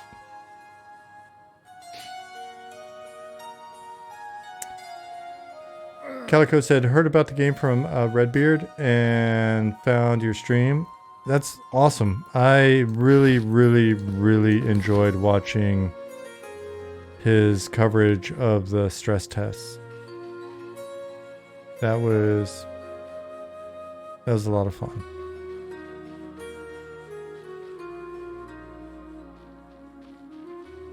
Glad you're here.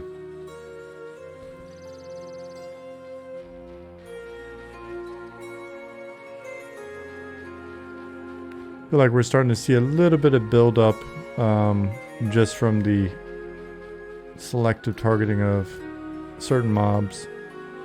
I think there are a few more Ashira and a few more Jackals than normal just because I've been farming these low ones.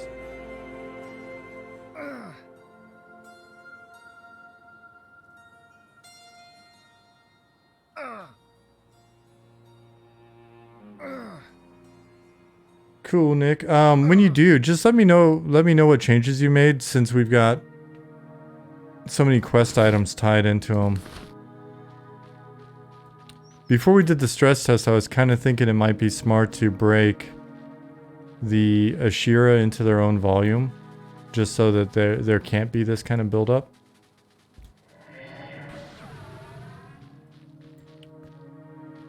The Ashira and some other stuff, but essentially just break higher end stuff out from the others.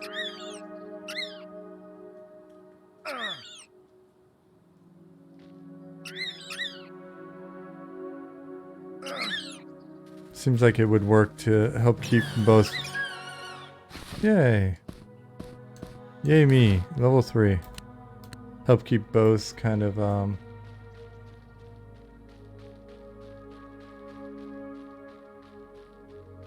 more balanced. Are there any dungeons that double as towns for people who will help monsters? Like in EQ and running IA, you can use a merchants and bank if you kill enough evil eyes. Also Chardock if you kill enough goblins. Yep, we're working on one right now.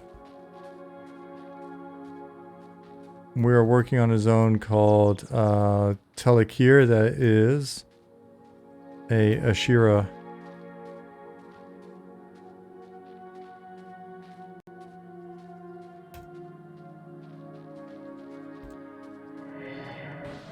Ashira dungeon.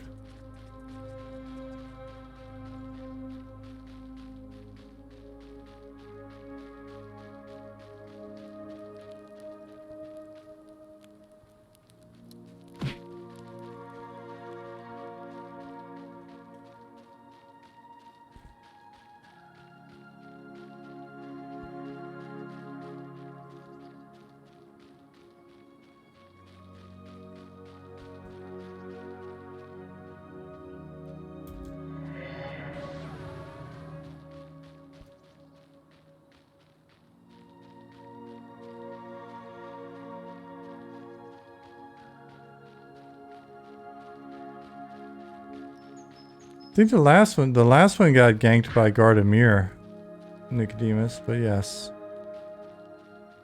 And these guys are part of the good guys.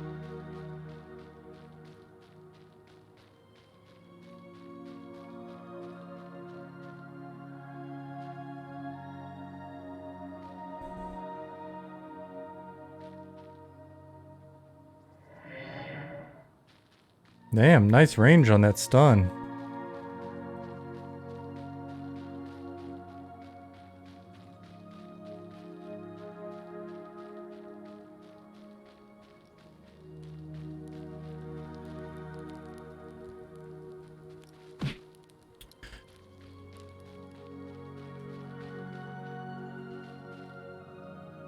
Calico Bard, when did you hear about the game? I meant to ask earlier.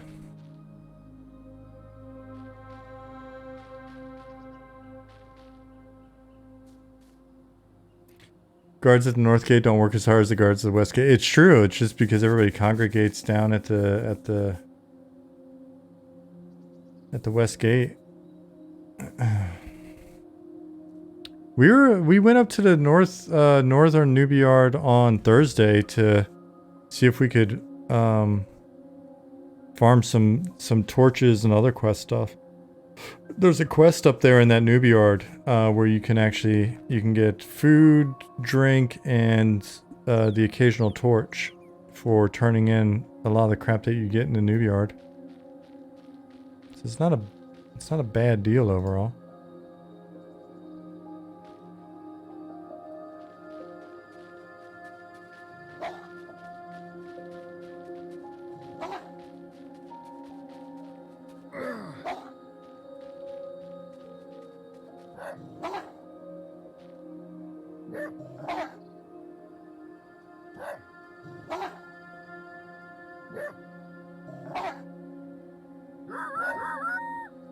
Oh man, that's a sad sound.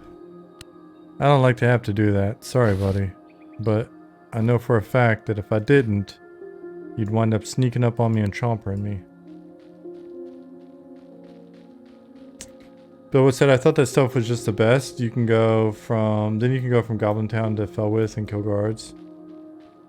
Town adventuring is fun. Yeah, so that's something that's like Nick and I discussed.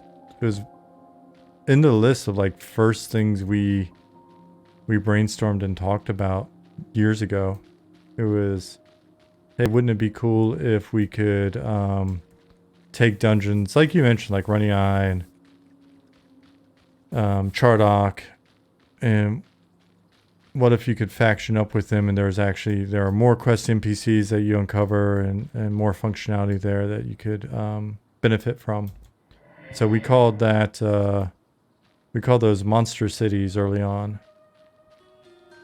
So this milestone, one of the things that we're going to be doing is playing with that concept finally with the Ashira dungeon, and then see how it feels.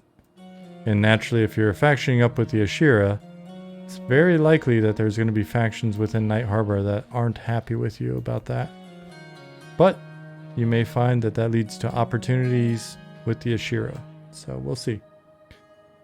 Speaking of which, over the next few weeks, we should probably front load some of that.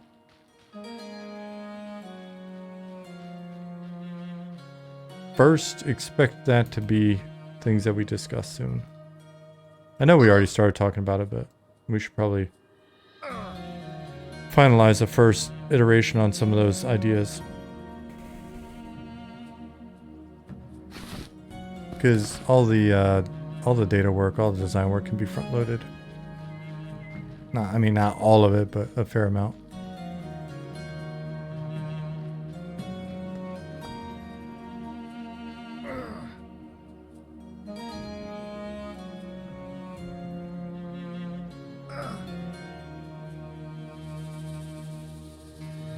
Because it always seemed like there are definitely some dungeons that could have been pretty cool if they got that treatment, you know, all the way back to like Classic. Like Split Paw, or even, KFC wasn't a dungeon, but having a little bit more functionality up there would have been cool. Because it kind of felt like, you know, there was a hint of it, but what do I got in my hand right now? Batwing? Yeah, I'll just destroy it for now. What do you got for me? Loot Pinata. KFC you defined as a overland mini dungeon? Yeah.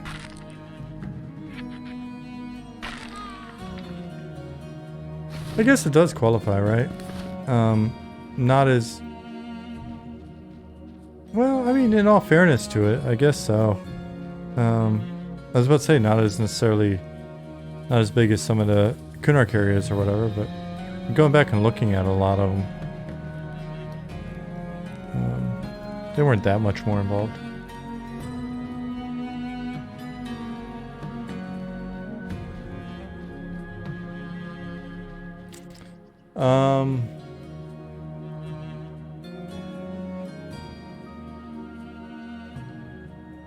Is there no love between Ashira and Jackals? Do Ashira see them as scavenger Neanderthals or upright cousins? No, they're cool with each other.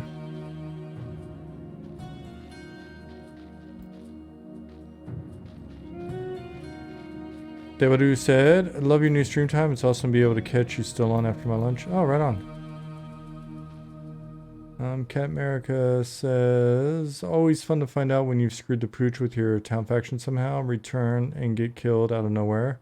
Then you realize what you've done.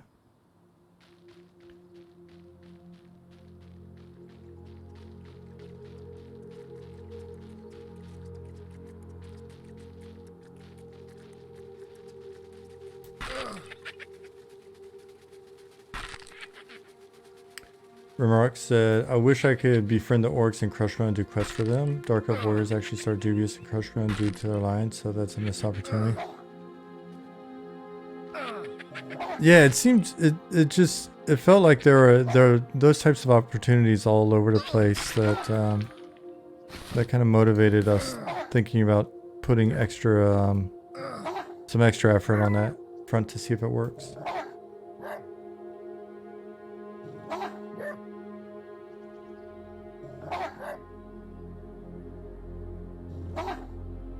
Yeah, Bilbo. Droga and Nurga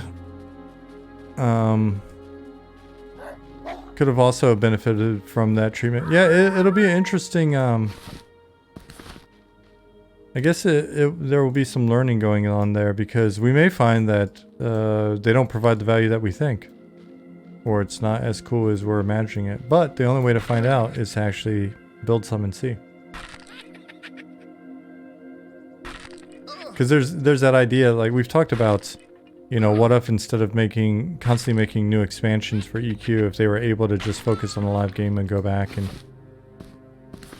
add more content and expand on the existing factions in a way that reinforce the existing world, etc. Like, what would have that been like?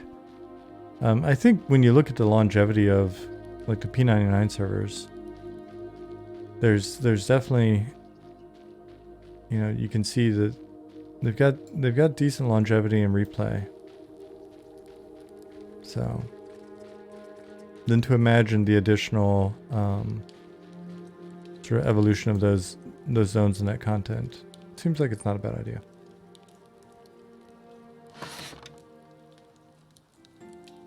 Any plans to have super rare chance to get world drops in M&M, similar to how EQ could drop super rare items from the open world?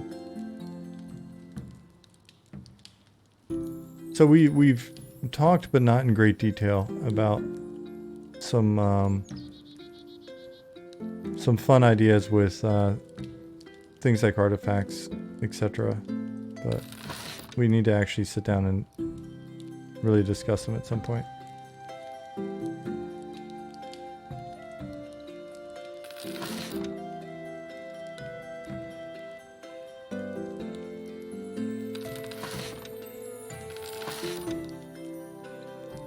Would have to be super, super rare though. Or one of the things that we've talked about with them is that it's kind of like how Bilbo's ring's always trying to find a new master. We talked about the idea of some artifacts having criteria that you need to maintain, that you need to fulfill to maintain your ownership of the item. So they're unique items, but then they're also like server unique items. But those items may always be, damn it, my torch is on, may always be looking for a new master. So if you don't do what the item needs you to do, then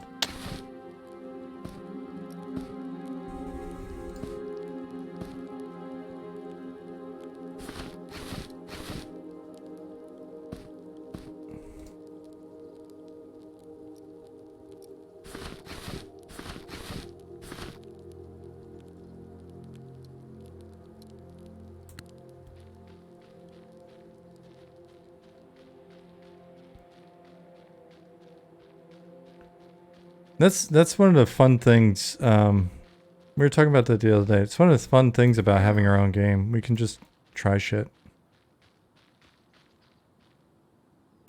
Are you sure you want to loot this artifact? You may be subject to maiming. The upside is it's a really cool artifact. The downside is you've now started Iron Man mode. Sentient weapons like D&D, yep.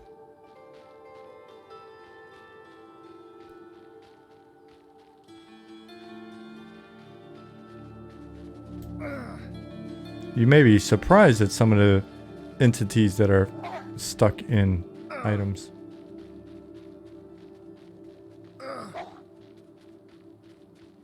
So we've talked about, yeah, we've talked about the idea of going into different game modes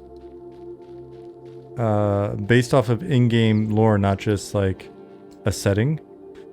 So, you know, worshipping certain gods gives you certain benefits, but may put you in, as MCP just said,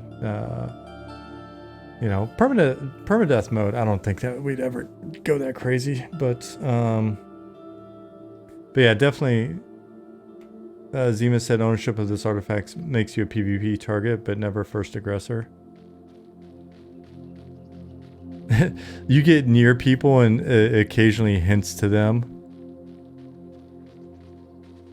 So-and-so has a wonderful, powerful item. Wouldn't you want to take it from him? If you kill them, you can take it from him.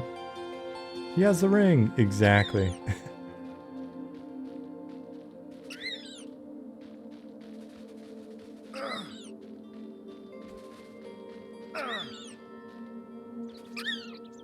Permadeath if equipped, and if you die, your name's inscribed on it. The very annoying talking cloak. Too tired to carry. Would you shut your cloak up? It keeps trying to get me to kill you. Damn it.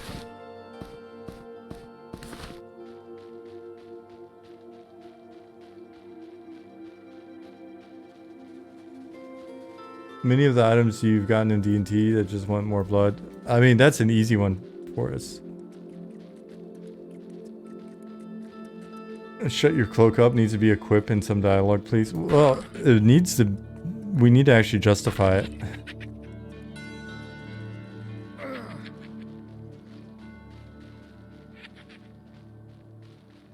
So artifacts can be looted upon drop by other players. Limit 1 artifact per item per server. Of a type. So if someone had the one ring, that one ring is the only one in server. Yeah, so that's the idea. And it, I mean, the various conditions and ramifications and stuff would vary per artifact.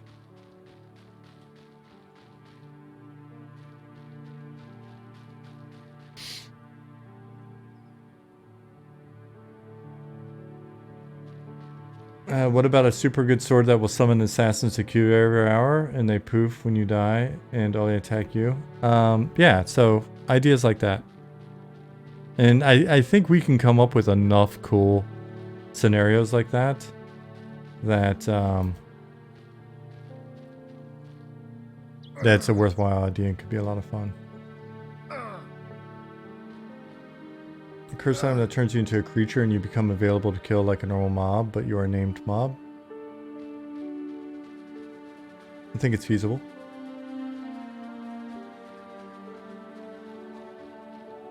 World event where Project M mode is inflicted upon anyone who is slain by another monster player.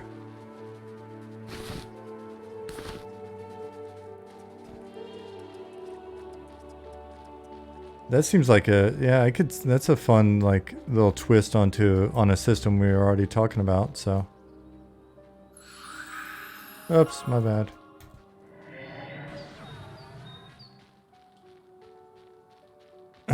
When equipped, you become some sort of lycanthrope during a half moon or full to satisfy certain, like anthropies.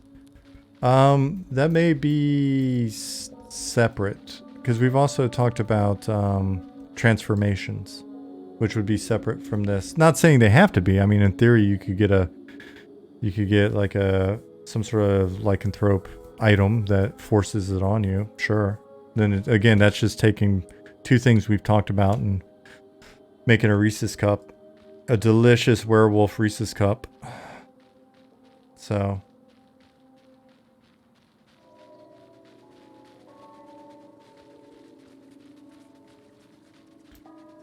If you check our roadmap, we've the stuff we've been talking about tonight, monster cities, play as a monster, artifacts, transformations. I think they're all listed there. None of this is like crazy feature creep. It's all stuff we've talked about. And if it's implemented correctly, it should be fairly easy in terms of how it's data driven and how the systems might interact with each other. So.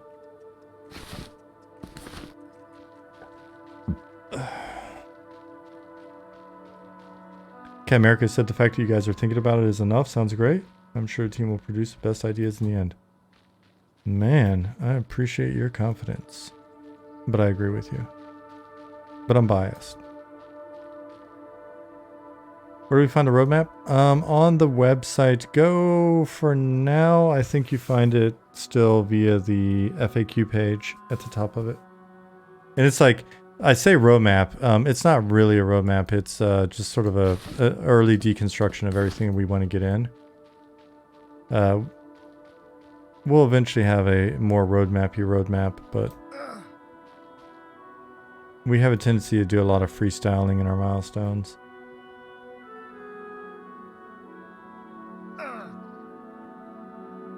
Come on, Snake. Oh my gosh, I'm sleepy.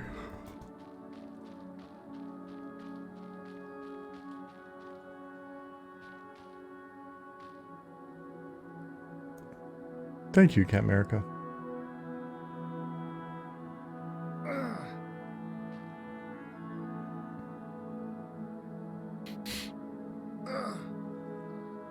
$10:30 in Germany. It is. It is 10:31 in glorious Deutschland. 10:30 Uhr. 10:30.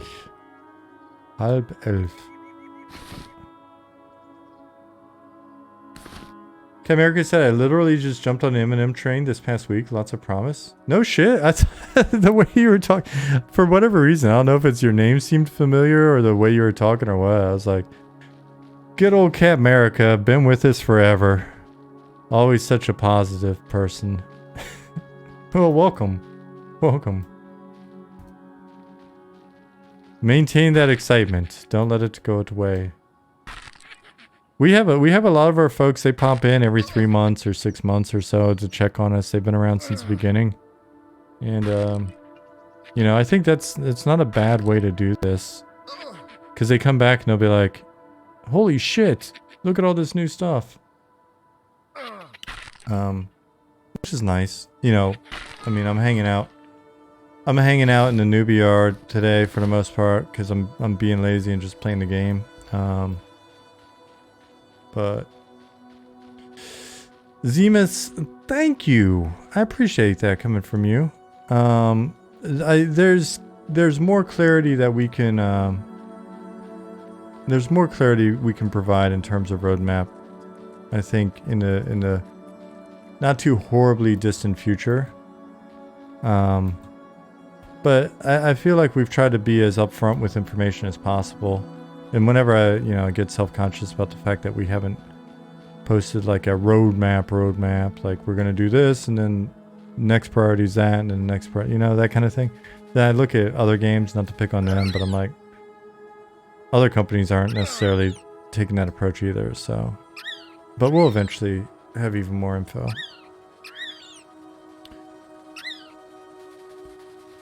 Oh, I still feel we need to get a cost breakdown up there as well for folks, so that you can kind of see, like, not only what we've been doing, but what it's taken us to do it so far.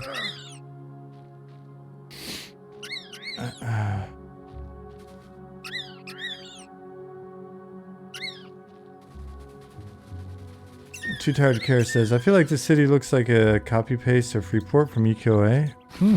Really? I guess I didn't play enough EQOA.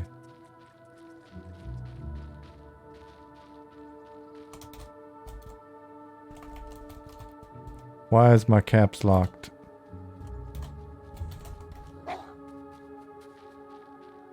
Hey, Angel.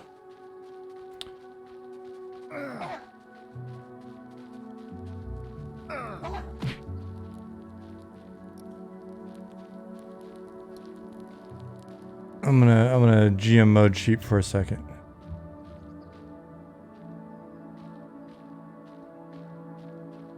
So this looks like EQA.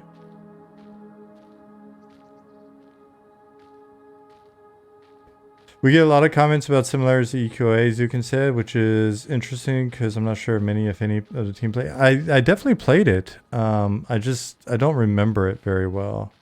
But I think it's because of the sort of the simplicity of the shape language, and combined with some of the placeholder textures, etc. I mean, City's still in progress because it's a giant beast, but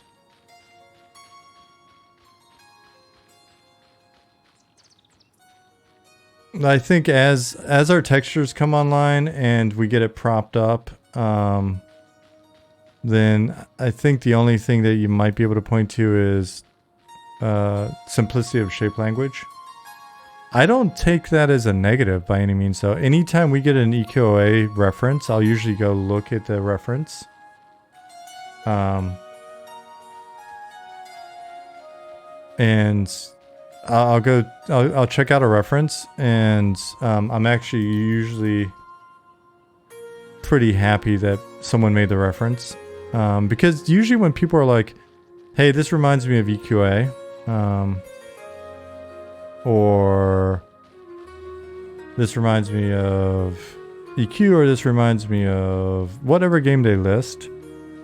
I'll usually take it as a compliment, just because a lot of times the people that are saying it are pretty passionate about those games. Like, I was actually surprised that we had as many EQOA people, including the person that does the EQOA emulator videos. Chatted with him for a bit, and like, to me it was just really cool because you've got people that are really passionate about those games. And so then they're going, oh shit, this gives me those vibes, which it's a pretty nice compliment. Every once in a while somebody will say something like, oh, it looks like, something from Vanguard or whatever. And that's where I get kind of curious, because not picking on Vanguard, but it's got enough of a different art style in terms of the shapes and stuff, that I don't. But then, when you point out like, oh, it's because of verticality, or oh, it's because of this factor or the other factor, then say, oh, okay, I can see what bit you're pointing at.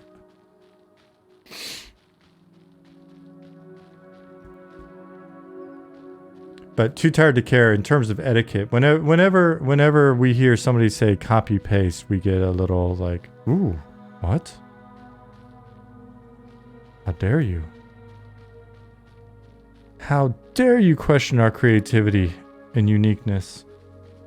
Oomph. Give me the vapors.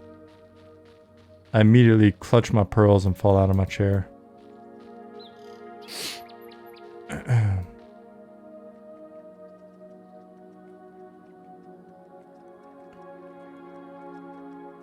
We can, if you haven't seen it, we've actually had a couple people on from the EQA team on the stream for interviews. Jake and Michelle. If you haven't watched the interviews, check them out. A Loving Robot, YouTube.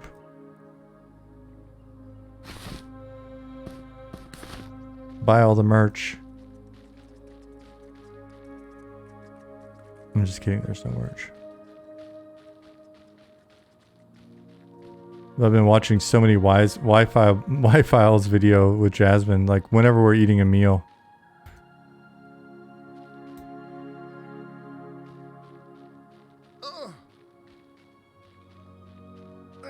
Too Tired to Care said, I just expect a lot of similarities in design from EQ series, since you're a dev over there, not directly meaning copy pasta. Yeah, I figured as much.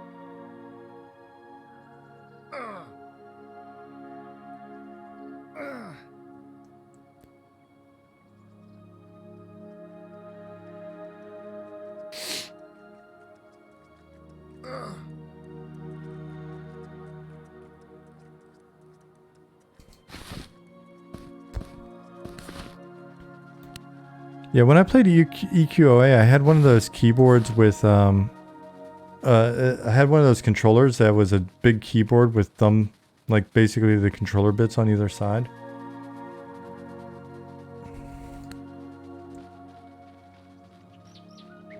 Want merch? Just saying, set up for a hat. Aramis said we're still waiting for merch. Yeah, we'll eventually have it. We want to give it to you guys, we just don't want to, we never want to feel like we're taking advantage of you.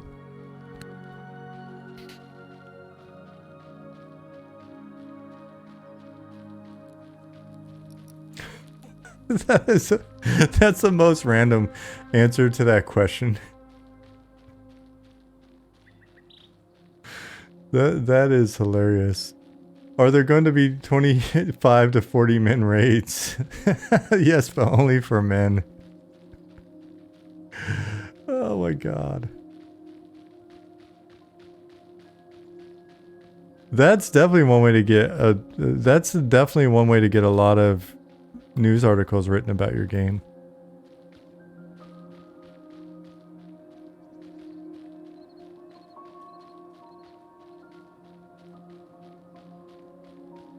I'll put news articles in quotes.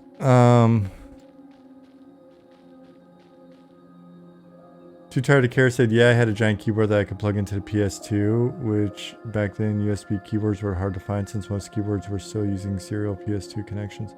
Yeah, but you know, it was definitely worthwhile at the time.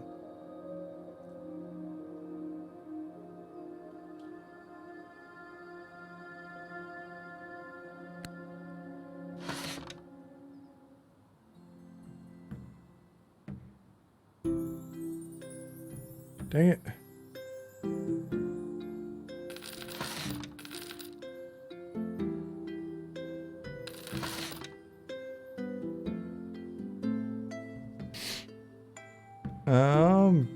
Good question though on Pavlin's queue. Any thought on max number of people for raids, etc.? If we're looking at multi-group content and then we're looking at max participation on multi-group content, then we've got to look at what's providing the actual technical constraint that enforces the max.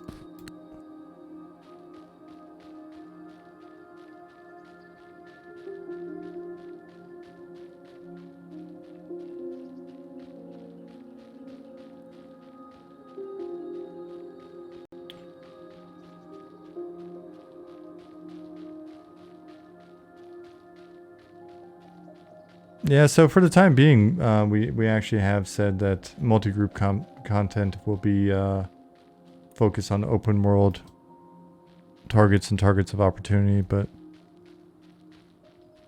we'll talk about that more later and not on this stream. And probably it'd be fun to have that conversation in one of our chats where there's more people on the stream than just me.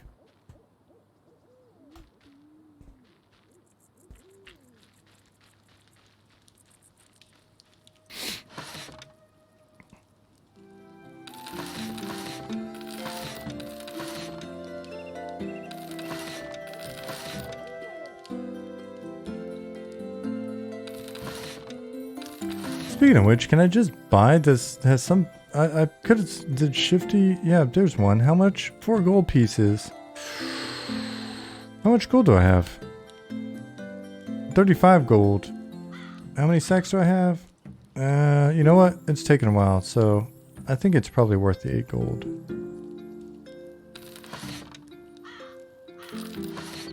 Okay.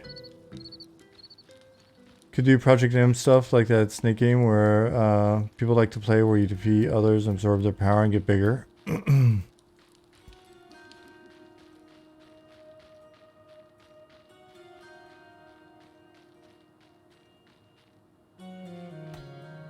World bosses where the variance between spawns is so big that there's no point in poop socking.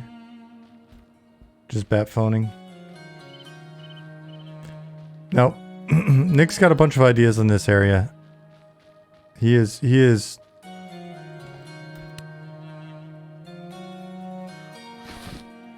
spent a lot of time with his socks getting some ideas in place for this.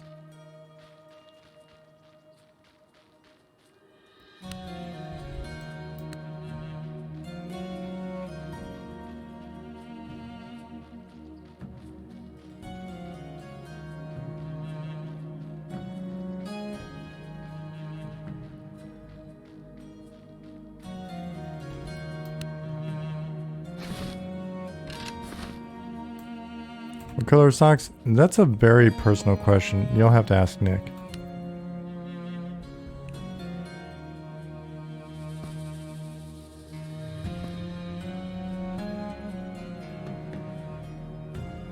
Nick wears black socks. So that you never know. Yeah, he followed up with it. So you can't see the poop color. You'll never know about the stains. We still need to do poop socks for our merch shop.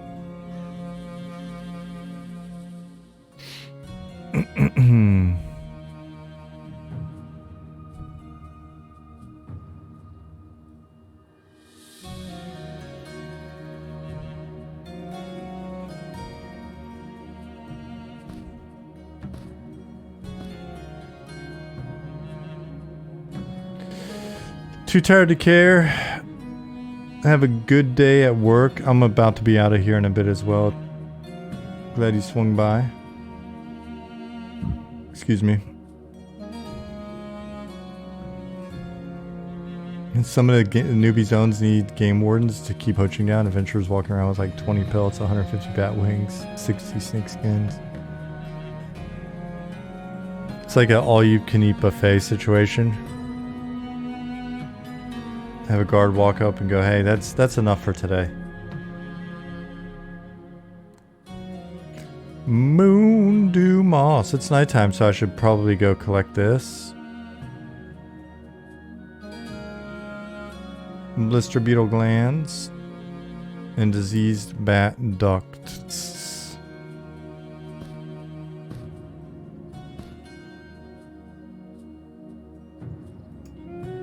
Well, that's going to be a challenge.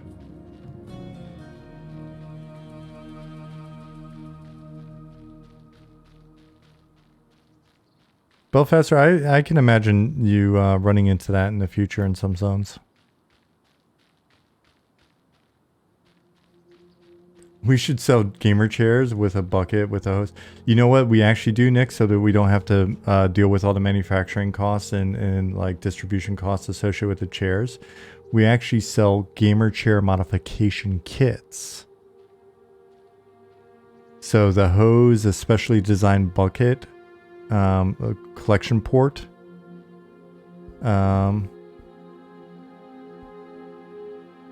that's a lot easier, and then we can have them modify their own chairs. Design and marketing. What can't this man do?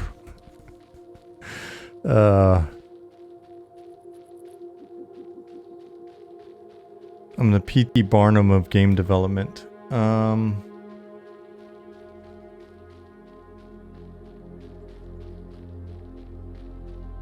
Is there going to be crafting? There is already crafting in. There's an early iteration of crafting in. There's also some harvesting in, early iteration of harvesting. There's like a shitload of cooking recipes, and you can make yourself some armor and all sorts of stuff.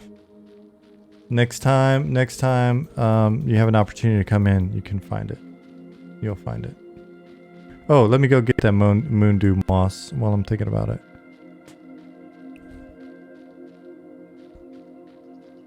Just to see if I wind up getting attacked on the way.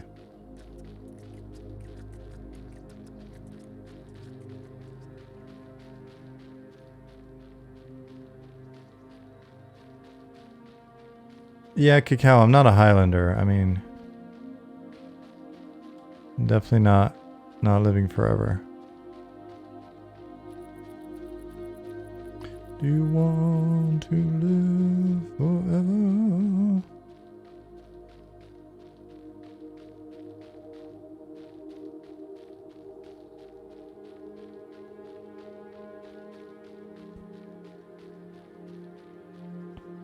Look.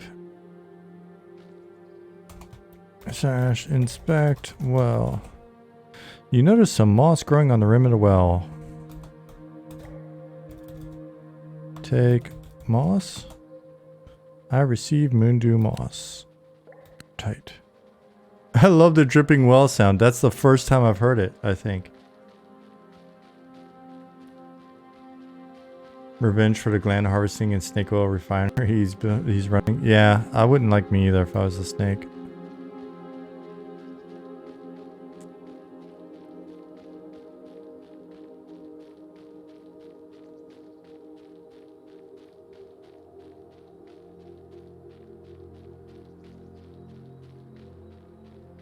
Alright, so I'm going to run back to the gate so that I'm safe. Oh, my torch is done.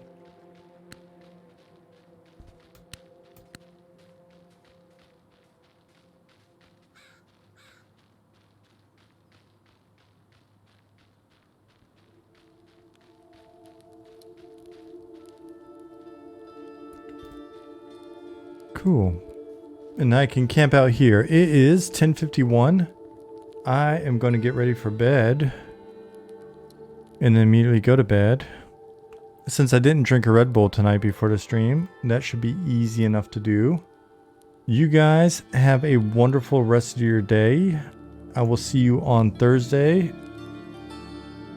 So everybody, be safe for, until then. Cacao, see you. Rimrock, see you. Sna, you're very welcome. Thanks for being here. Good night first. Ryle, thank you very much. Have a great day. Belfaster, you too. Isan, thank you, sir. Again, thanks for being here. Chasolo, see you. Cat America, good night. And again, welcome. Thadvik, see you. Chinny D, thank you very much. Have a great day. Nicodemus, thank you.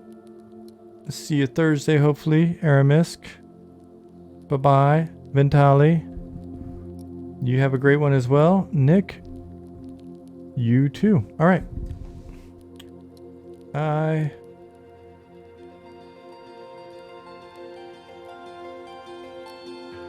am going to click the button now. See everybody on Thursday. Be safe and have fun until then.